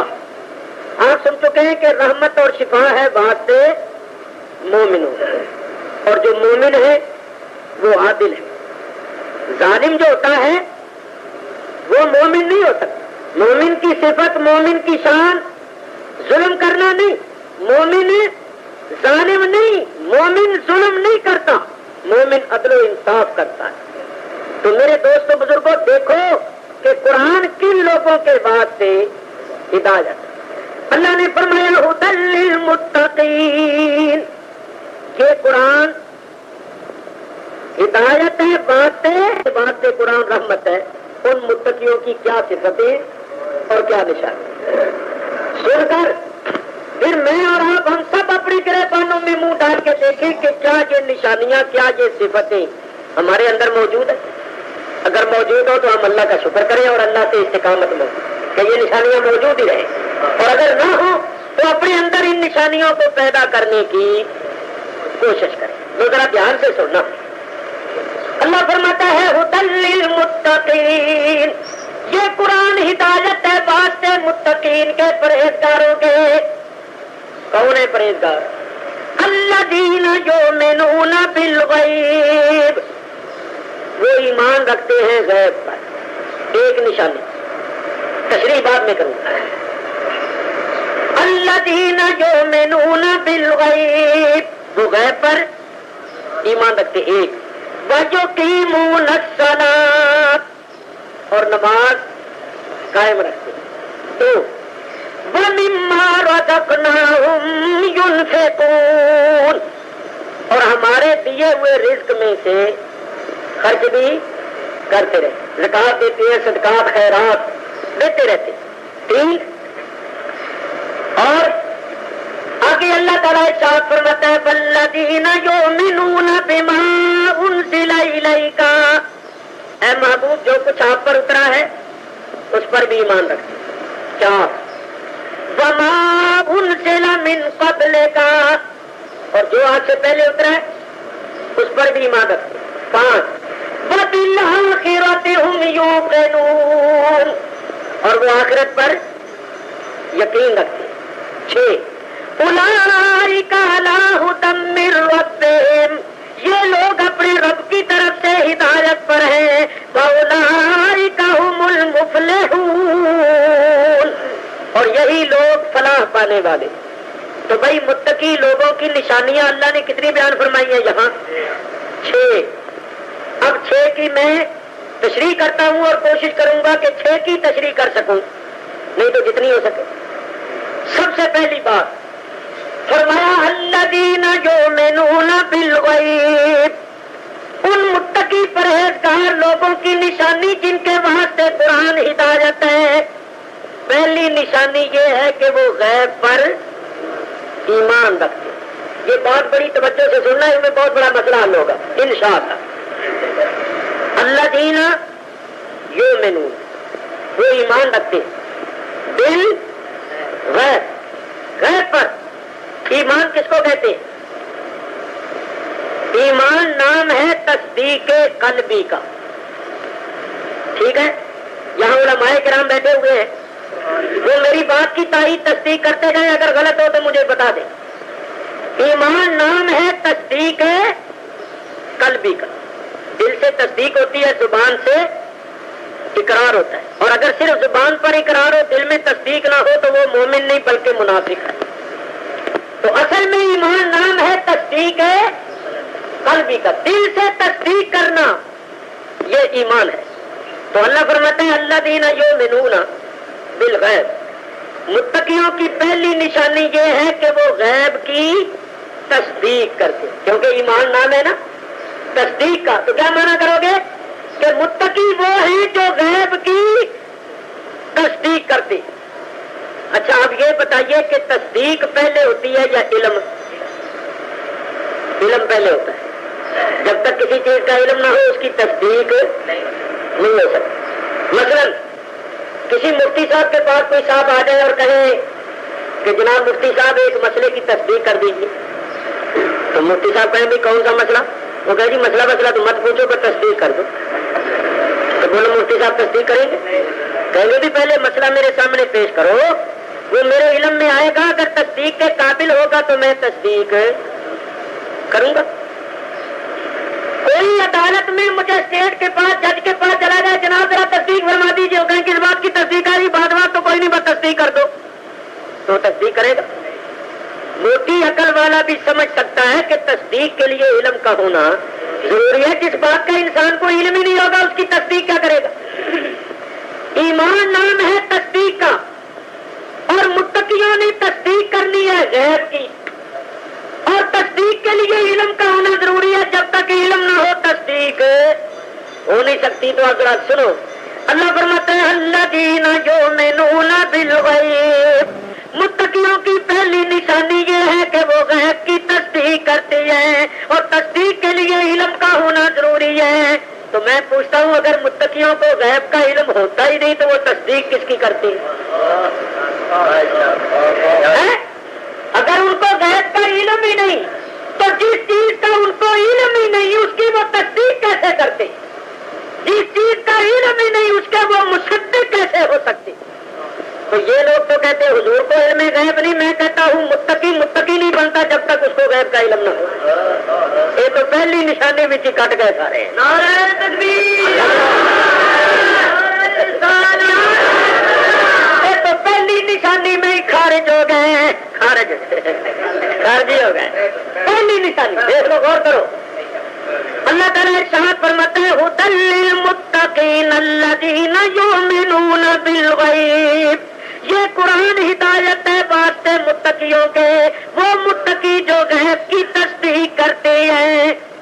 اور تصدیق کے لیے علم کا ہونا ضروری. اگر متقیوں کو غیب کا علم ہی نہیں تو جس چیز کا علم ہی نہیں اس کی وہ تصدیق کیسے کرتے ہیں؟ ماننا پڑے گا کہ متقیوں کو غیب کا علم ہے. تبھی تو وہ تصدیق کرتے. اگر علم ہی نہیں تو تصدیق کس بات کی؟ آئیے اب میں بتاؤں. اللہ تعالیٰ غیب ہے. غیب ہے یا نہیں؟ غیب کس کو کہتے ہیں یہ بھی پوچھو علماء. غیب کی تعریف کیا ہے؟ غیب کی تعریف یہ ہے ما غاب عن الحواس الخمسۃ، جو چیز حواس خمسہ سے غیب ہو پوشیدہ ہو وہ غیب. بعضوں نے غیب کی یہ تعریف کی کہ جو ہمارے حواس سے ہماری عقل سے پوشیدہ ہے وہ غیب ہے، کیونکہ غیب جو ہے وہ شہادت کی ضد ہے. عالم الغیب و شہادت، شہادت ظاہر غیب پوشیدہ. غیب کے معنی پوشیدہ چیز اور شہادت کے معنی حاضر اور ظاہر چیز. تو غیب اللہ تعالیٰ غیب ہے. بولو ہمارے حواس میں وہ آتا ہے، آنکھیں اس کو دیکھتی ہیں، کان اس کو سنتے ہیں، ناک اس کو سونگتی ہے، زبان چکھتی ہے، بولو ہاتھ پاؤں اس کو چھوتے ہیں. ہماری عقل میں وہ آتا ہے، عقل سے حواس سے وہ بلند ہے. وراء الورا. تو اللہ تعالیٰ غیب ہے. تو آپ اللہ کی تصدیق کرتے ہیں یا نہیں؟ اللہ پر ایمان رکھتے ہیں یا نہیں؟ اور یہ ایمان رکھنا کیا ہے کہ ہم اللہ کی تصدیق کرتے ہیں کہ وہ ذات برحق ہے. یہ ایمان. ہم پہلے نبیوں پر ایمان رکھتے ہیں، تصدیق کرتے ہیں کہ وہ سارے نبی سچے تھے اور برحق تھے. ہم پہلی کتابوں کی تصدیق کرتے ہیں کہ وہ اللہ کی طرف سے نازل ہوئی تھی، آسمانی کتابیں تھی، سچی تھی. ہم حضور کی تصدیق کرتے ہیں کہ حضور اللہ کے سچے نبی ہیں، خاتم النبیین ہیں. قیامت کی تصدیق کرتے ہیں، جنت و دوزخ کی تصدیق کرتے ہیں، حالانکہ یہ سب چیزیں ہم سے غائب ہیں. تو آپ ان سب چیزوں کی تصدیق کرتے ہیں. تو سوال یہ ہے کہ ان سب چیزوں کا آپ کو علم کیسے ہوا؟ آپ نے کیسے جانا؟ اگر آپ کہیں قرآن کے ذریعے سے تو میں کہوں گا قرآن کو کیسے جانا کہ یہ قرآن اللہ کی کتاب، اللہ کا کلام. بولیے آپ نے رب کو جانا تو کیسے جانا؟ اور اگر آپ جانتے ہی نہیں تو جس کو آپ جانتے نہیں اس کی آپ تصدیق کیسے کر رہے؟ تو آپ نے اللہ کو جانا اور اللہ کو جان کر اس کی تصدیق کی. تو میں سوال یہ کرتا ہوں کہ اللہ کو کیسے جانا جو غیب الغیب تھا؟ تو بس مختصر کروں، قسم خدا کی ان سارے غیبوں کی خبر دینے والے حضرت محمد مصطفیٰ صلی اللہ تعالی علیہ وسلم،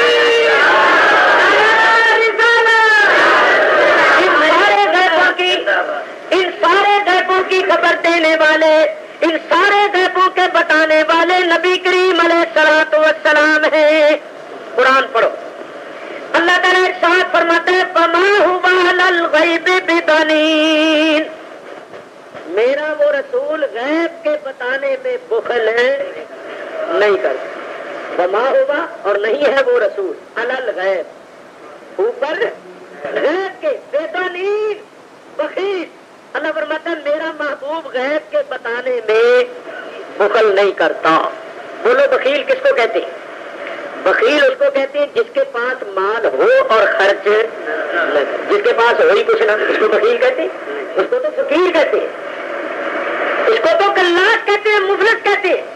بخیل کس کو کہتے ہیں؟ جس کے پاس مال ہو اور خرچ. اللہ فرماتا ہے میرا محبوب غیب پر بخیل نہیں. تو اگر محبوب کے پاس غیب ہے ہی نہیں تو پھر بخل کیسا؟ اگر ان کے پاس غیب ہے ہی نہیں تو پھر بخل کا سوال ہی پیدا نہیں ہوتا. تو اللہ فرماتا ہے میرے محبوب کے پاس جو غیب کے خزانے ہیں، ہمارے دیے ہوئے ان غیب کے خزانوں کے خرچ کرنے میں، غیب کی باتوں کے بتانے میں میرا رسول بخل نہیں کرتا، آگے لوگوں کو غیب کی باتیں بتاتا ہے. چنانچہ سنو، مولوی شبیر احمد صاحب عثمانی جو دیوبندیوں کے بہت بڑے مولوی ہیں اور انہوں نے قرآن کی تفسیر لکھی ہے. ترجمہ مولوی محمود الحسن کا حاشیہ تفسیر ان کی ہے. ان کی تفسیر لے آؤ، ابھی لے کر آؤ یا جس وقت چاہو دیکھ لو. اسی آیت کی تفسیر دیکھو، وما هو علی الغیب بضنین. اس کے تحت وہ لکھتے ہیں، میں ان کے الفاظ پیش کرتا ہوں. لکھتے ہیں یعنی یہ پیغمبر ہر قسم کے غیوب کی خبر دیتا ہے.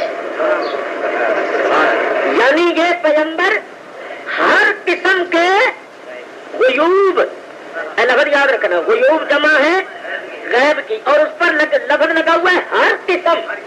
مانا یہ ہوا ہر قسم کے غیبوں کی خبر دیتا ہے. اور آگے کیا لکھا ہے کہ وہ غیب چاہے ماضی سے متعلق ہو یا مستقبل، ان غیبوں کا تعلق چاہے گزرے ہوئے زمانے سے ہو یا آنے والے سے. اگر اس کی عربی عبارت بنائی جائے تو مطلب یہ ہوگا کہ ماں کانا و ما یکون کے غیبوں کی خبر دیتا ہے. اور آگے لکھتے ہیں کہ وہ ان غیب کی خبروں کے بتانے میں ذرا بخل نہیں کرتا. تو ماننا پڑے گا کہ حضور کے پاس اللہ کا عطا کیا ہوا علم غیب ہے، اور آگے حضور ہمیں غیب کی باتیں بتاتی ہیں. آپ نے بتائی اور ہم نے آپ سے سن کر ان کی تصدیق کی تو ہم متقی قرار پائے. اللہ کی خبر کس نے دی؟ حضور نے. پہلے نبیوں کی خبر کس نے دی؟ حضور نے. کتابوں کی خبر کس نے دی؟ حضور نے. جنت و دوزخ کی خبر کس نے دی؟ حضور نے. سارے غیب کی خبریں حضور نے دی. تو خدا کے لیے ذرا سوچو کہ جو خود غیب نہیں جانتا وہ دوسرے کو غیب کی خبر کیا دے گا؟ ارے جس کو خود خبر نہیں وہ دوسرے کو کیا خبر دے گا؟ دوسرے کو وہی خبر دے گا جو خود خبردار ہوگا، خبر رکھتا ہوگا. تو ماننا پڑے گا کہ حضور اللہ کی عطا سے علم غیب جانتے ہیں. آگے حضور انہوں نے تصدیق کی. تو یہ ہر دور کے لوگ جو تصدیق کرتے چلے آ رہے ہیں، اصل میں ان غیبوں کے بتانے والے شروع میں حضور علیہ السلام ہے. تو کیا نتیجہ نکلا کہ حضور اللہ کی عطا سے علم غیب جانتے ہیں. سب کہو حضور اللہ کی عطا سے علم غیب جانتے. اور ہم نے حضور سے سن کر، حضور سے تعلیم حاصل کر کے غیب کو جانا، تو ہم نے اس کی تصدیق کی تو ہم مومن قرار پائے. تو جو حضور کے لیے علم غیب نہیں مانتا اس کے ایمان کا تو جنازہ نکل گیا، کیونکہ بنیادی بات ہے. اچھا اب ایک بات اور سنو. بعض مولوی آتے وہ کہتے ہیں حضور غیب نہیں جانتے، اللہ کے سوا کوئی نہیں جانتا، اللہ کے سوا کوئی نہیں جانتا، پڑھتے رہتے. تو بولو حضور نے غیب کی خبریں دی ہیں یا نہیں؟ جو کچھ پہلے ہو چکا، مخلوقات کی ابتدا سے لے کر جنتیوں کے جنت میں جانے، دوزخیوں کے دوزخ میں جانے تک کی ساری خبریں حضور نے بیان فرما دی. یہ میں نہیں کہتا، صحیح بخاری صحیح مسلم اٹھا کر دیکھو. امیر المومنین حضرت عمر فاروق رضی اللہ تعالیٰ عنہ فرماتے ہیں فاخبرنا عن بدء الخلق حتى دخل اهل الجنة منازلهم واهل النار منازلهم حفظه من حفظه ونسيه من نسيه. فرماتے ہیں نبی کریم صلی اللہ علیہ وسلم نے مخلوقات کی ابتدا سے لے کر قیامت تک حساب کتاب ہو گیا. جنتی جنت میں اپنی اپنی منزلوں میں پہنچ گئے اور دوزخی دوزخ میں اپنے اپنے ٹھکانوں میں پہنچ گئے. مخلوقات کی ابتدا سے لے کر جنتیوں کے جنت میں جانے، دوزخیوں کے دوزخ میں جانے تک کی ساری خبریں حضور نے ہمارے سامنے بیان فرمائی. نعرہ تکبیر،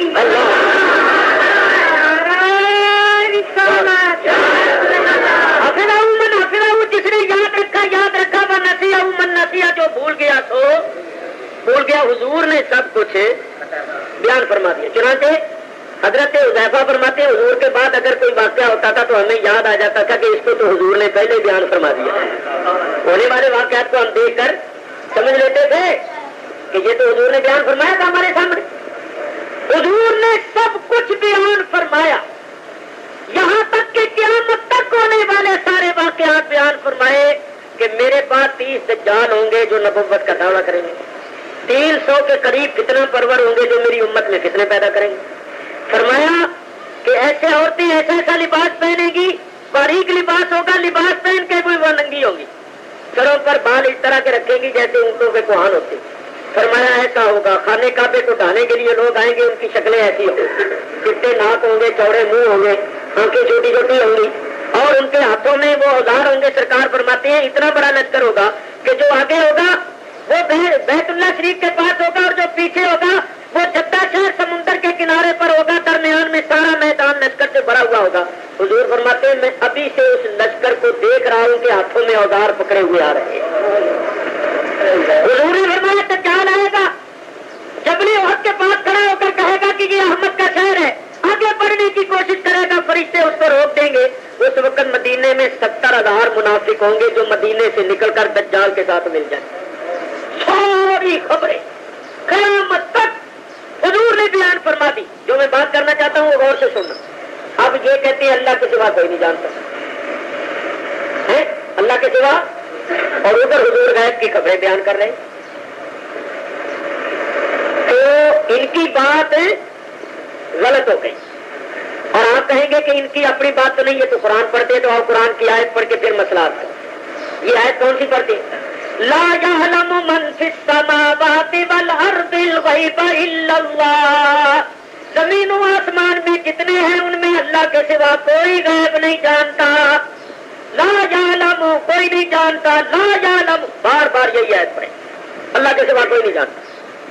اب اللہ فرماتا ہے میرے سوا کوئی نہیں جانتا اور ادھر حضور غیب کی خبریں دے رہے, تو اس سے تو اللہ کا کلام جھوٹا ہوتا ہے.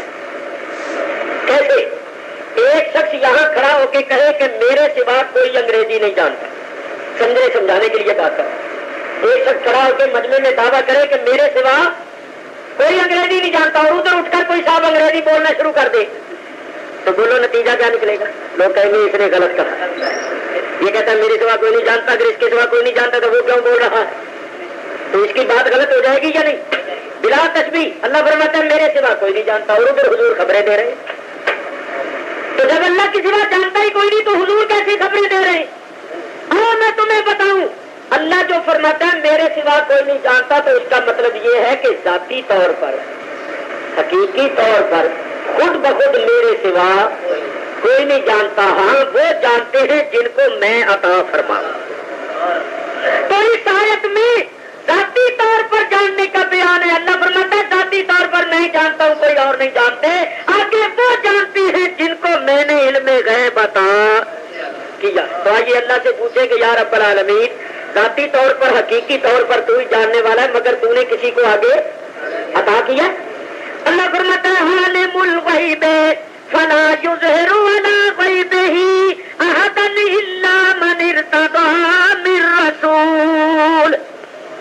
وہ جاننے والا ہے غیب کا, اپنے غیب پر کسی کو غالب اور مسلط نہیں کرتا سوائے اپنے پسندیدہ رسول کے. اللہ حرف استثناء لا کر مرتضی رسولوں کو اللہ نے مستثنا کیا, یعنی پسندیدہ رسول جانتے ہیں جن کو ہم نے عطا کیا ہے, باقی دوسرے اور سب.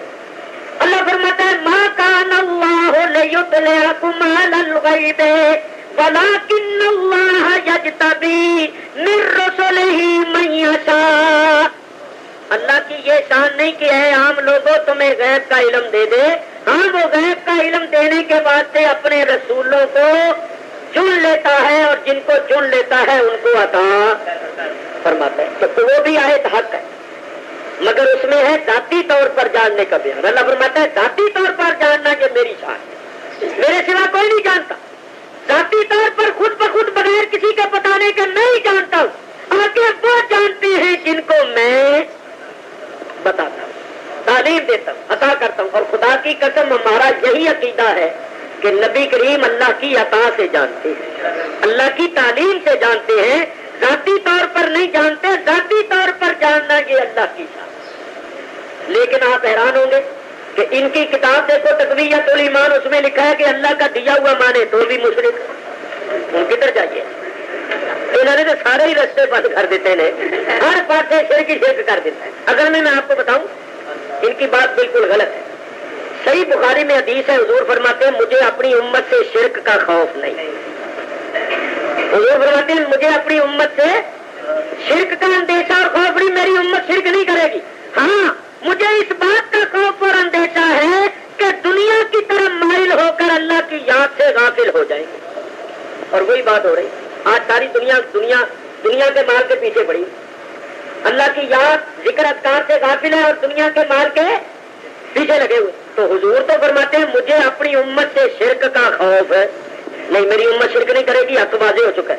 اور یہ کہتے کہتے شرک بڑا پھیل گیا ہے, شرک ہو گیا ہے, لوگ شرک کر رہے ہیں. تو اگر ان کی بات سچی سمجھی جائے تو رسول کی بات غلط ہوتی ہے, کیونکہ حضور تو فرماتے ہیں مجھے اپنی امت سے شرک کا خوف ہے نہیں, اور یہ کہتے شرک بڑا پھیل گیا, شرک بڑا ہو گیا. تو اگر ان کی بات سچی سمجھی جائے تو رسول اللہ کی بات غلط ہو جاتی ہے, اور رسول اللہ کی بات کبھی غلط ہو نہیں سکتی. کہنا پڑے گا کہ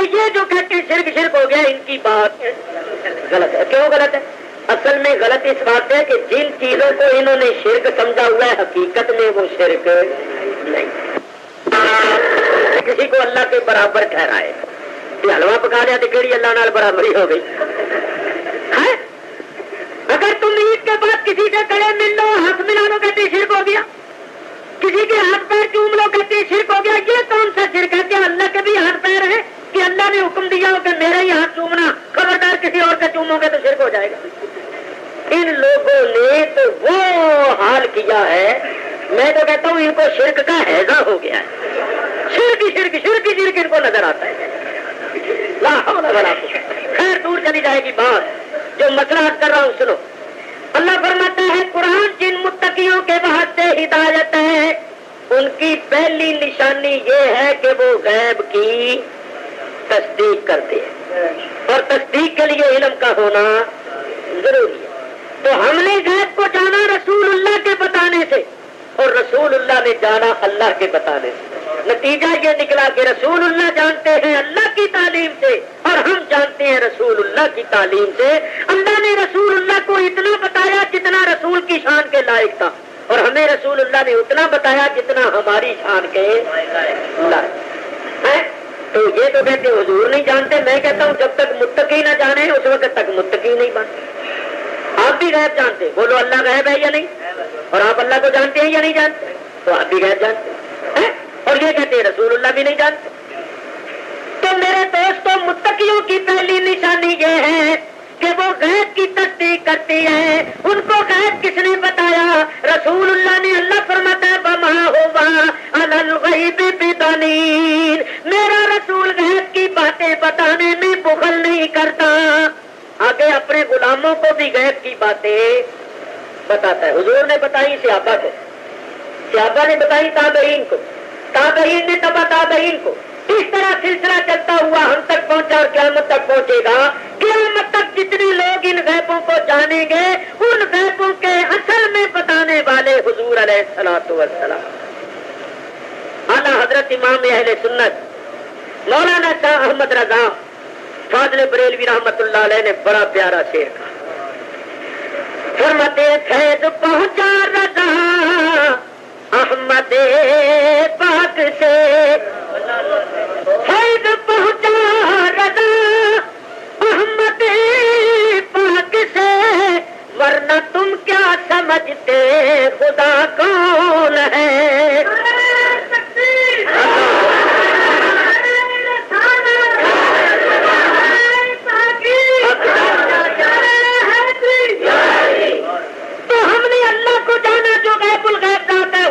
بتانے سے تو ہم متقی قرار پائے. کیوں بھائی؟ اس پہلی نشانی نے ان لوگوں کو کاٹ دیا جو علم غیب کے قائل نہیں ہے. پہلی نشانی سے جب وہ کٹ گئے تو آگے جو نشانیاں ہیں وہ تو باقی ہے. معلوم ہوا قرآن ان کے واسطے ہدایت نہیں ہے, یہ ہمارے واسطے ہدایت ہے جو غیب کو مانتے ہیں, جو غیب کو. الذین یؤمنون بالغیب, اللہ فرماتا ہے متقیوں کی پہلی نشانی یہ ہے کہ وہ غیب کی تصدیق کرتی ہے, غیب پر ایمان رکھتی ہے. بولو رکھتے ہو یا نہیں؟ چلیے صاحب دوسری نشانی وَيُقِيمُونَ الصَّلَاةَ, دوسری نشانی یہ ہے کہ وہ نماز قائم رکھتے ہیں. صرف غیب پر ہی عقیدہ نہیں رکھتے, نماز بھی پڑھتے, نماز بھی پڑھتے. تو سنیو, جب اللہ تعالیٰ نے تمہیں یہ شرف بخشا ہے کہ تم غیب پر ایمان رکھتے ہو تو نماز بھی قائم رکھو. یہ دوسری نشانی. اگر تم نے نماز چھوڑ دی تو پھر تم دوسری نشانی میں نکل جاؤ, اور نکلنا تو ہے نہیں. تو نماز قائم رکھو. اللہ فرماتا ہے وَيُقِيمُونَ الصَّلَاةَ, وہ نماز قائم رکھتی ہے. اس میں بھی ایک نقطہ ہے, یہ نہیں فرمایا کہ وَيَقْرَؤُونَ الصَّلَاةَ کہ وہ نماز پڑھتی ہے, نہیں, قائم رکھتی ہے. کیونکہ پڑھنا جو ہے اس کی تو کئی قسمیں. اگر کوئی دن میں ایک نماز پڑھ لے وہ بھی پڑھ, ہفتے میں پڑھ لے تو وہ بھی کہہ سکتا ہے کہ جی میں نماز پڑھتا ہوں.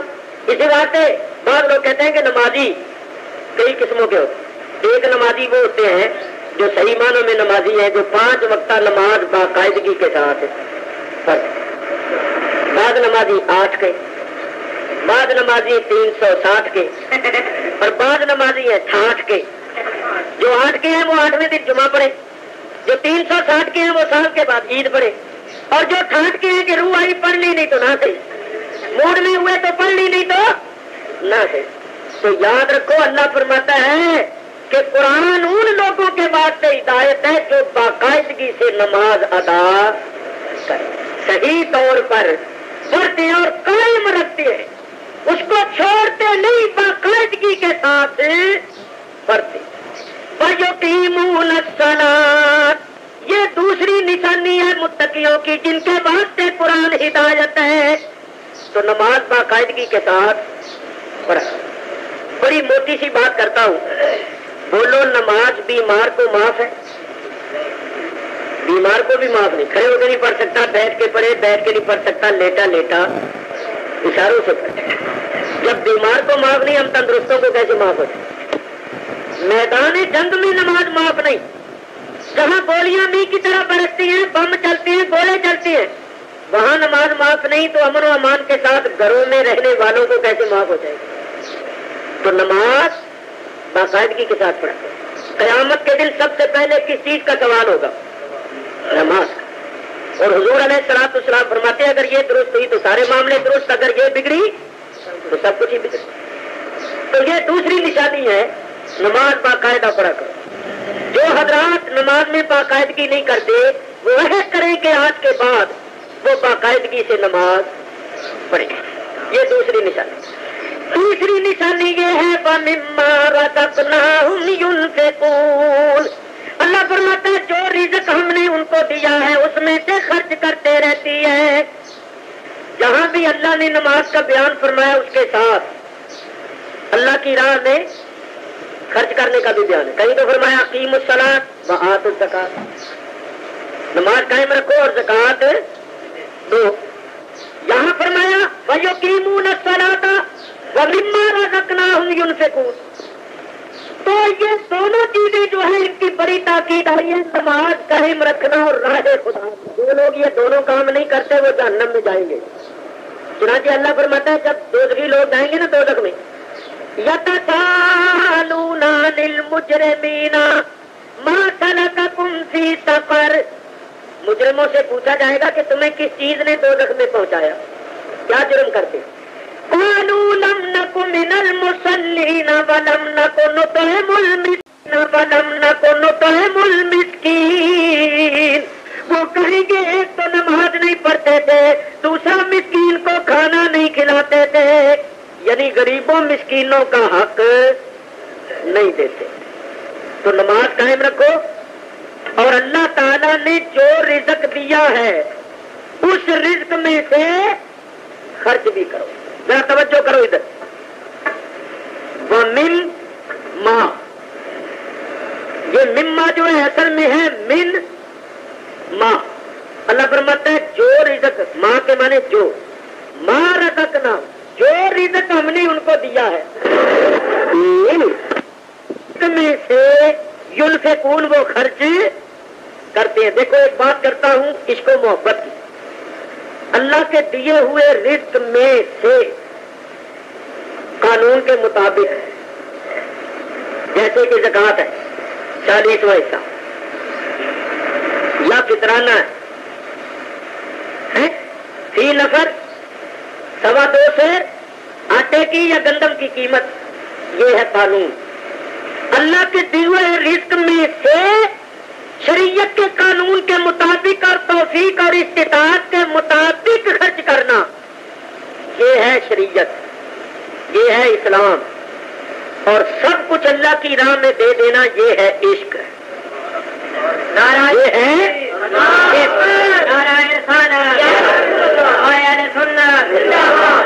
یہ ہے عشق. حضور نے فرمایا اللہ کی راہ میں مال دو تو صدیق اکبر سب کچھ ہی لے آئے. تو کوئی کہہ سکتا ہے کہ بھئی اللہ نے تو یہ حکم دیا کہ ہمارے دیے ہوئے رزق میں سے تو قدر استطاعت خرچ کرتے تو ان کو چاہیے تھا کہ وہ طاقت کے حساب سے تھوڑا سا خرچ کر دیتے, سارا کچھ جو لے آئے. تو اللہ کے حکم کے خلاف ہے, حکم کے خلاف نہیں. یہ ہے شریعت, وہ ہے طریقت. یہ ہے شریعت, وہ ہے عشق و محبت. عشاء کی نماز پڑھ کے سو جانا اور پھر تہجد پڑھنا یا فجر کی نماز جماعت کے ساتھ پڑھنا، یہ شریعت اسلام ہے، اور ساری ساری رات اس کی محبت میں کھڑے رہنا یہ عشق ہے، یہ محبت ہے۔ تو اہل محبت اور اہل عشق جو ہیں وہ قانون سے بلند ہو کر عمل کرتے، ان کا معاملہ بلند ہے، یاد رکھیں۔ تو اللہ فرماتا ہے کہ متقی وہ ہیں جن کے واسطے یہ قرآن ہدایت ہے کہ وہ غیب کی تصدیق کرتے اور نماز قائم رکھتے ہیں اور ہمارے دیے ہوئے رزق میں سے خرچ کرتے ہیں۔ یہ جو خرچ کرنا ہے اس کی 3 قسمیں ہیں، 3 قسمیں۔ اب ایک طرح کڑوا مسئلہ کرنے لگا ہوں، الحق و مرن، سچی بات کڑوی ہوتی ہے، لیکن کبھی کبھی کڑوی چیز جو ہوتی ہے وہ اصلاح کا سبب بن جاتی ہے۔ کڑوی دوا جسمانی بیماری کی اصلاح کا، شفا کا سبب بن جاتی ہے۔ تو یہ کڑوی بات بھی ذرا سن۔ خرچ کرنا 3 قسم کا ہے، ایک ہے انفاق، ایک ہے اسراف، ایک ہے تبذیر۔ یہ 3 قسمیں۔ تبذیر، ان المبذرین، انفاق، اسراف، تبذیر۔ انفاق کیا ہے کہ جائز کاموں پر خرچ کرنا، اللہ کی راہ میں دینا بھی آ گیا، ماں باپ کی خدمت کرنا، بیوی بچوں کے حقوق پورے کرنا، بہن بھائیوں کے، رشتہ داروں کے، یتیموں مسکینوں کے، یعنی جو جائز خرچ ہے، جائز خرچ کرنے کو انفاق کہتے ہیں، جائز طور پر خرچ کرنا۔ اسراف ہے فضول خرچ کرنا، ضرورت سے زیادہ خرچ۔ متقی پرہیزگار لوگوں کی نشانی یہ ہے کہ وہ انفاق کرتے ہیں، جائز خرچ کرتے ہیں، اور جو اسراف کرتے ہیں، فضول خرچی کرتے ہیں، ضرورت سے زیادہ خرچ کرتے ہیں، اللہ ان کو پسند نہیں کرتا۔ فرمایا کلوا واشربوا ولا تسرفوا انہ لا یحب المسرفین۔ کھاؤ پیو مگر ضرورت سے زیادہ خرچ نہ کرو، کیونکہ فضول خرچی کرنے والوں کو، ضرورت سے زیادہ بے جہاں خرچ کرنے والوں کو اللہ پسند نہیں کرتا۔ لیکن یہ تیسری بات ہے ذرا کڑوی۔ 2 چیزوں کا بیان ہو گیا، انفاق اور اسراف۔ تیسرا خرچ کرنا ہے تبذیر۔ تبذیر کیا ہے؟ حرام کاموں پر پیسہ خرچ کرے۔ شراب پینا حرام ہے، ایک تو حرام کام کیا، دوسرا اس پر پیسہ خرچ کیا۔ سینما دیکھنا حرام ہے، سینما دیکھا، دوسرا پیسہ خرچ کیا۔ زنا کرنا حرام ہے، ایک تو حرام کام کیا، دوسرا اس پر خرچہ کیا۔ کڑوی بات کروں، داڑھی منڈانا بھی حرام ہے، ایک تو داڑھی منڈائی، دوسرا پیسے بھی خرچ کیے۔ یہ ذرا کڑوی بات تھی۔ باقی تو خیر آدمی برداشت کر لیتا، یہ ذرا نفس پر بھاری چیز ہے۔ ویسے آپ کو بتاؤں، اگر کسی کو آپ کہیں کہ جی رات کو اٹھ کر حق کیا کرو تو وہ کرے گا، کیونکہ اس میں ذرا ہے نا بات کے سننے والے کہیں گے بڑا اللہ اللہ کرتا ہے، زور سب کرے۔ اگر کوئی پیر کہے کہ بھائی ذرا مجلس میں تم بجٹ وجٹ کیا کرو تو یوں شروع ہو جائے گا، پہلے کوئی نہ کی جائے گا۔ اگر کہو داڑھی رکھ لو تو موت پڑ جائے گی، جیسے پہاڑ گر گیا۔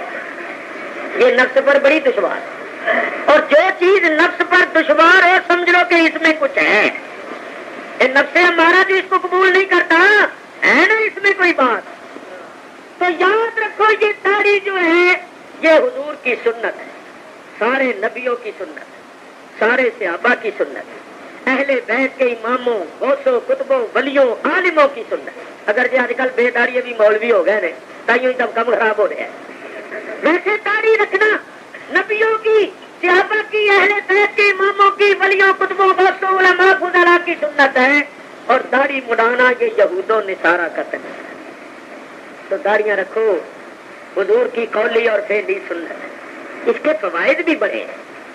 حضور نے جو بھی حکم دیا قسم خدا کی وہ روحانی، ایمانی، جسمانی، طبی طور پر بھی مفید ہے، صرف روحانی جسمانی نہیں، طبی طور پر بھی۔ ڈاکٹروں سے پوچھو کہ اس داڑھی کے کتنے فائدے ہیں۔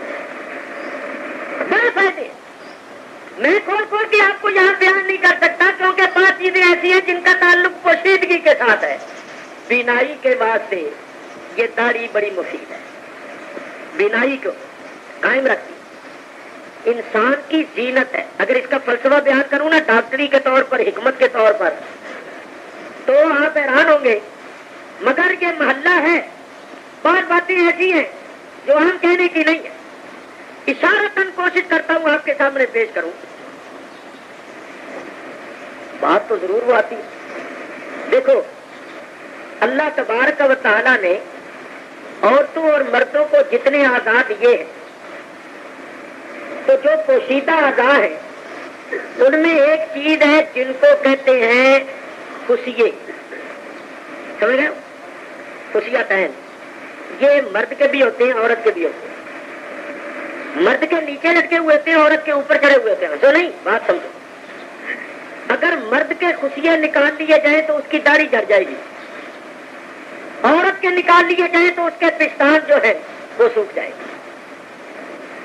تو بتانا یہ چاہتا تھا کہ وہ چیز جو ہے جو پوشیدہ ہے اس کا تعلق مرد کی داڑھی کے ساتھ ہے, عورت کے پستانوں کے ساتھ. آگے تفصیل میں نہیں جاتا.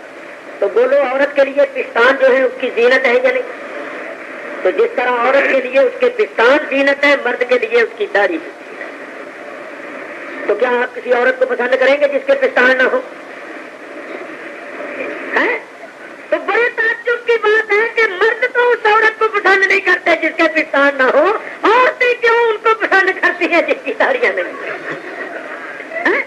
حالانکہ عورت کی زینت وہ, مرد کی زینت یہ. جس طرح عورت اس کے بغیر کتنی بھلی لگتی ہے, اس طرح مرد اس کے بغیر اللہ نے یہ مرد کی شان بنائی ہے, داڑھی اور منہ.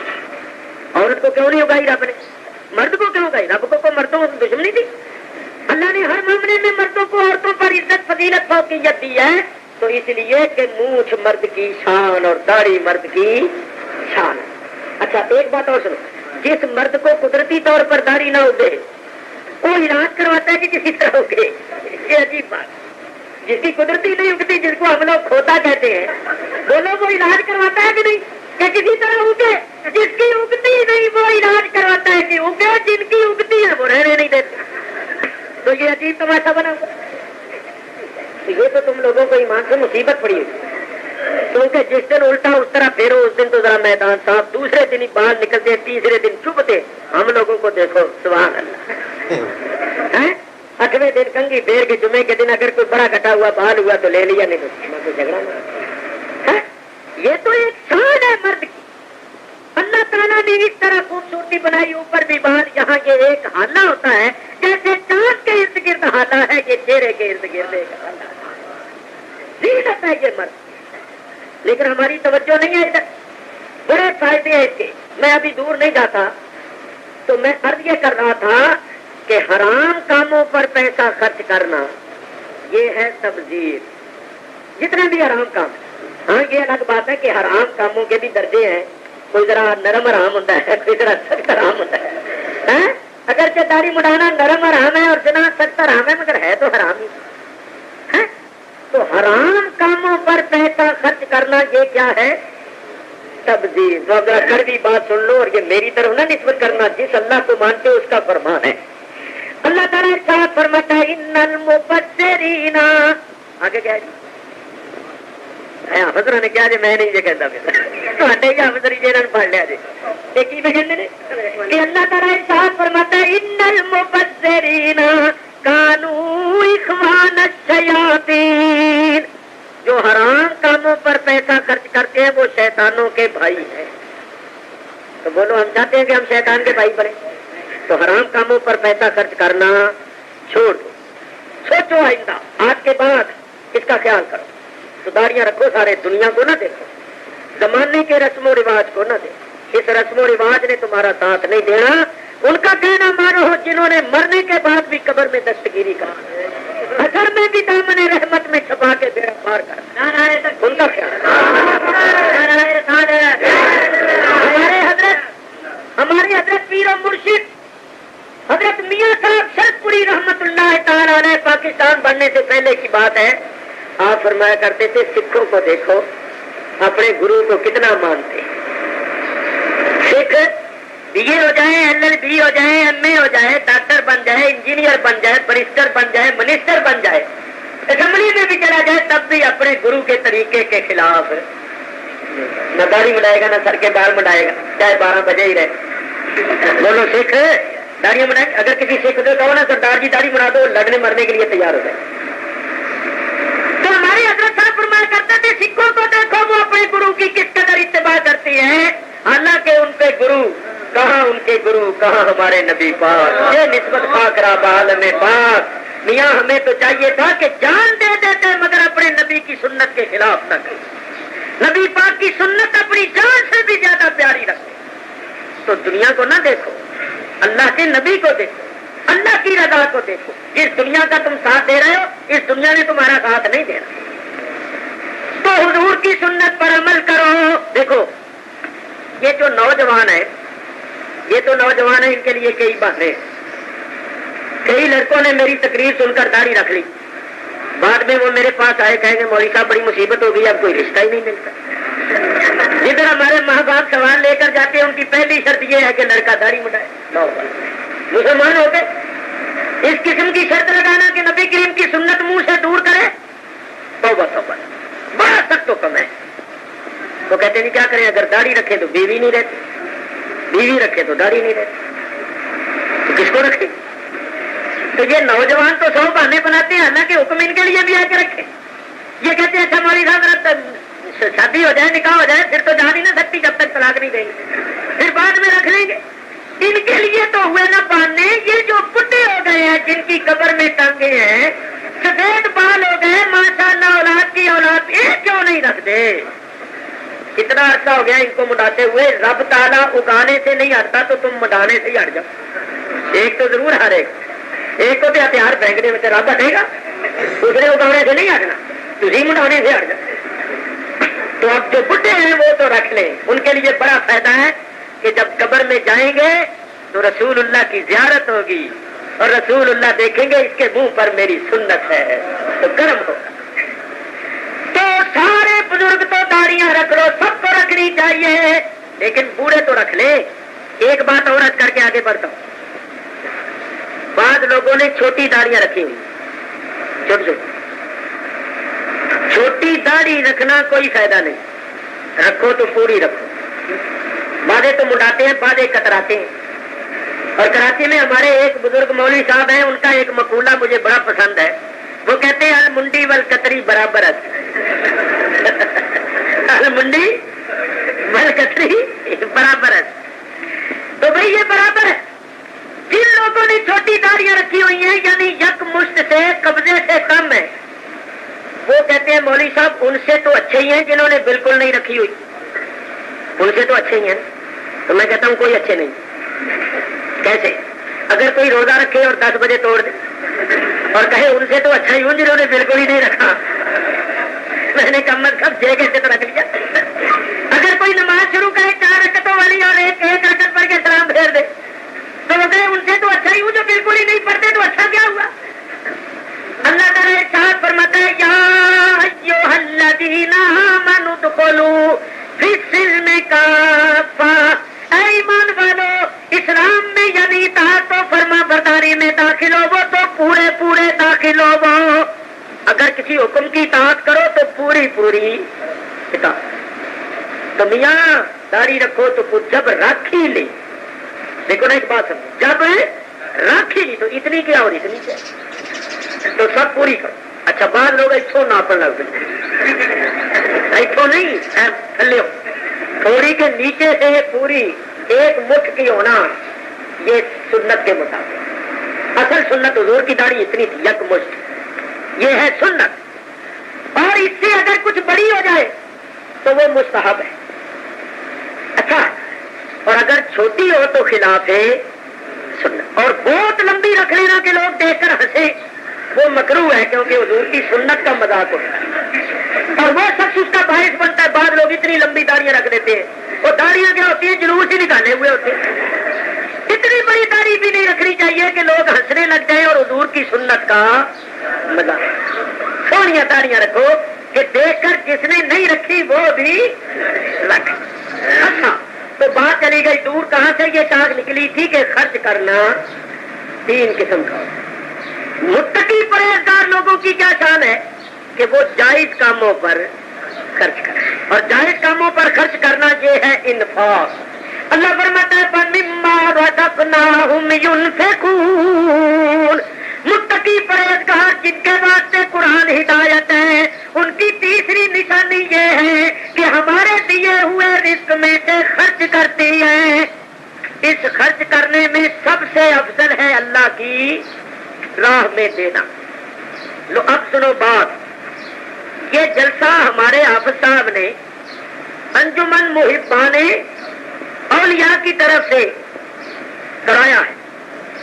مسجد میں یہ جلسہ اس لیے رکھا ہے کہ یہ مسجد جو ہے اس کو گرا کر شہید کر کے اس کو پکا بنانے کا منصوبہ ہے.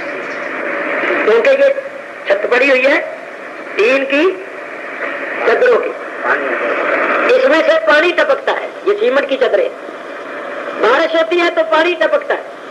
تو اس کو کریں گے شہید, اور شہید کر کے لینٹر کی چھتیں ڈالیں گے, یعنی پکی پھر بن جائے گی, پھر پانی وانی نہیں ٹپکے گا. اس لیے اس مسجد میں جلسہ رکھا گیا ہے کہ اتنے مسلمان بھائی آئیں گے تو سارے حضرات اللہ کے دیے ہوئے رزق میں سے تھوڑا تھوڑا بھی دیں گے تو ابتدا ہو جائے گی, اور اس کے بعد آپ کی توجہ بھی ہو جائے گی, اور آپ ہمیشہ توجہ رکھیں گے تو انشاءاللہ العزیز یہ مسجد بھی بن جائے گی.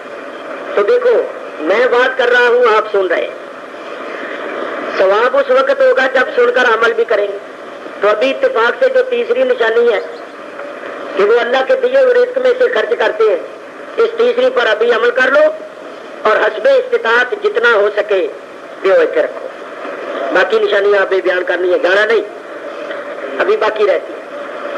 چاہے پیسے نہ دینا مگر جانا نہیں, سن کے جانا ہے, اور حسب استطاعت پیسے بھی دو سارے حضرات جو کچھ ہو سکتا ہے.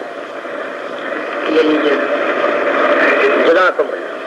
یہ ہمارے حافظ صاحب نے 50 روپے اپنی طرف سے دیے.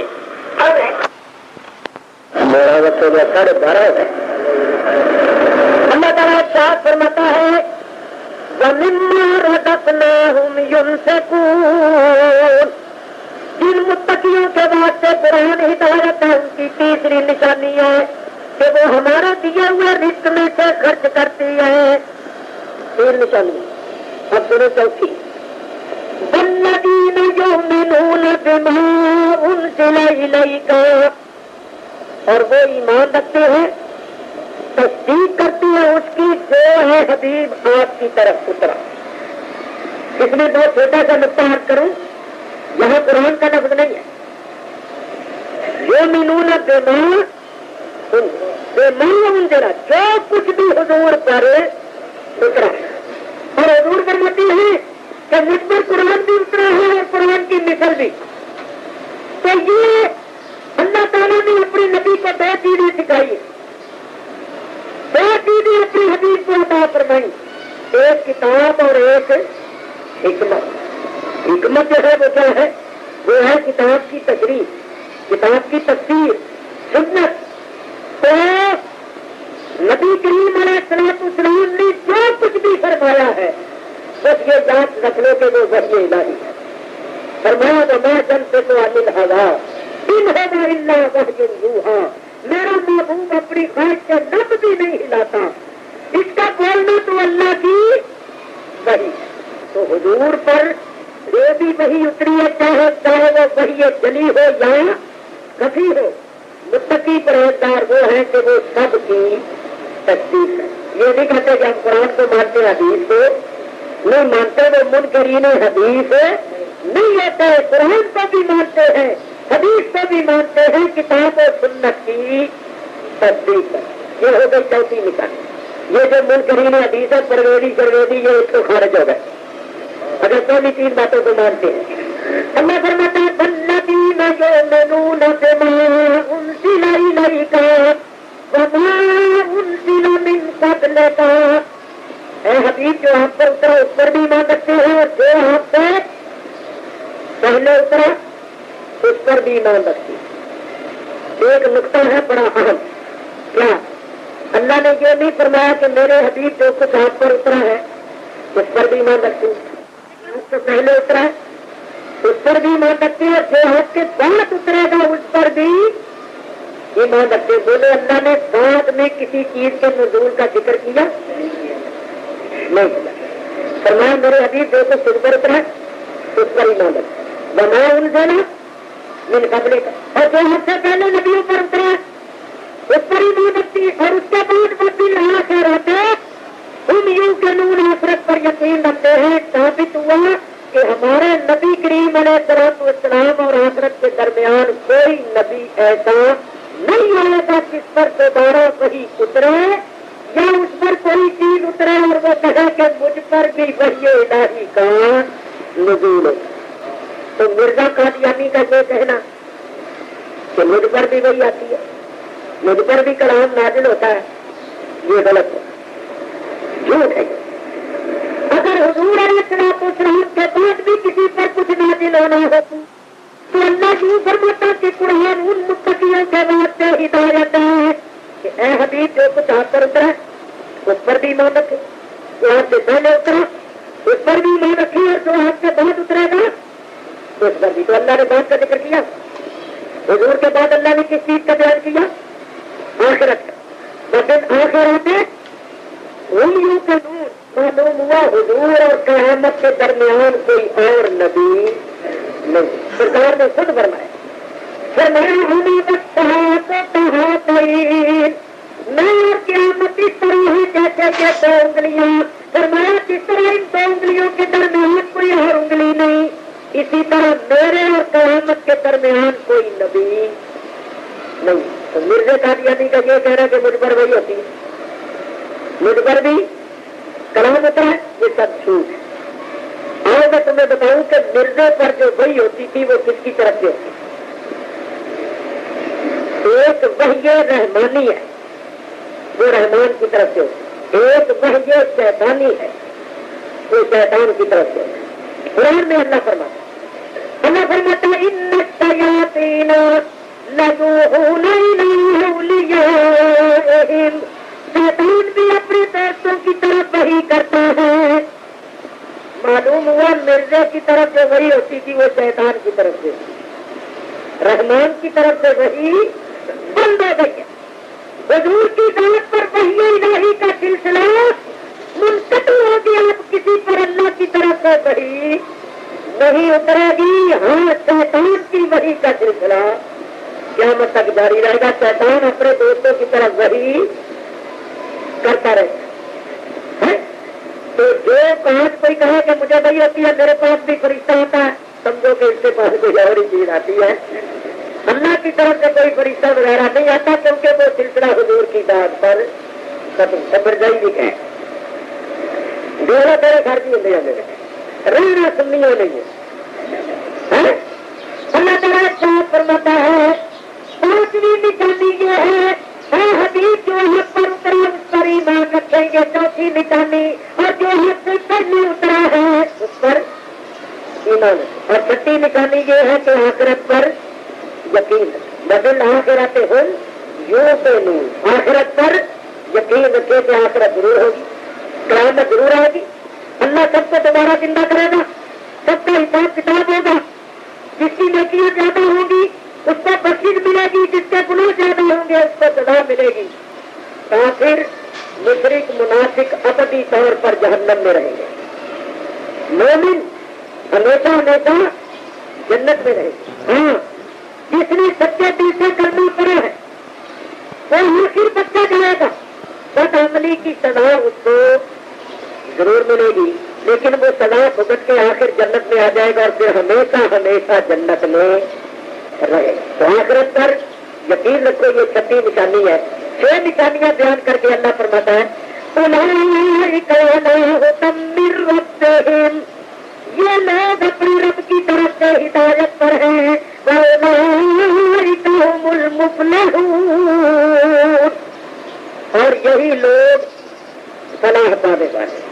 دیکھو کتنے لوگ خارجی ہو گئے جو قرآن پر ایمان نہیں رکھتے، قرآن کے متعلق عقیدہ رکھتے، اس میں گڑبڑ ہو گئی، وہ ذالکل کتاب لا رہے بصیر میں نکل گئے. اور سے دوسری جو علمی بات کے منکر ہیں وہ الذین یؤمنون بالغیب میں نکل گئے. اور اس کے بعد دوسرے جو ہیں جو اللہ کی راہ میں بات نہیں کرتے اور جو کہتی ہے کہ ہماری طرف بڑی ہوتی ہے یا کوئی کہا میری طرف بڑی ہوتی ہے اس کی تصدیق کرتے ہیں. یہ جتنے موٹے موٹے ہیں سب نکل گئے. الحمدللہ ان ساری باتوں پر ایمان اور یقین رکھنے والے ہمیں سنت ہے.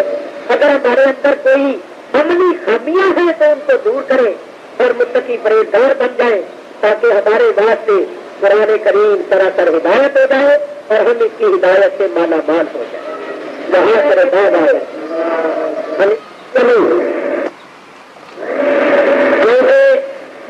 بعض لوگ کلمہ پڑھنے پر اعتراض کرتی ہیں. ان اعتراض کرنے والوں کی مت سنو. جنازے کے ساتھ کلمہ طیبہ پڑھنا جائز ہے. جو منع کرتے ہیں اعتراض کرتے ہیں خود ان کی کتابوں سے ثابت ہے. ان کے پیر و مرشد حاجی امداد اللہ صاحب کی جب وفات ہوئی تو مولوی اشرف علی صاحب تھانوی کہتے ہیں کہ ان کے جنازے کے ساتھ بلند آواز کے ساتھ ذکر ہو رہا تھا، کلمہ پڑھا جا رہا تھا. صفحہ 272 مصنفہ اشرف علی تھانوی. بات یہ ہے کہ ارواح ثلاثہ ان کی تصنیف نہیں ہے. ارواح ثلاثہ جو بتا دیں وہ تھانوی صاحب کی تصنیف نہیں ہے. یہ آپ ذرا غور سے دیکھنا کتنے صاحب کی تصنیف. یہ کہتے ہیں اس کے صفحہ 272 پر لکھا ہوا دونوں جہان کے بادشاہ رسول اللہ صلی اللہ علیہ وسلم لکھا ہوا ہے. تو جو بادشاہ ہوگا وہ دونوں جہان کا مالک ہوگا یا نہیں. اور تقویۃ الایمان میں لکھا ہے کہ جس کا نام محمد علی ہے وہ کسی چیز کا مالک نہیں. یعنی ان کا مطلب یہ ہے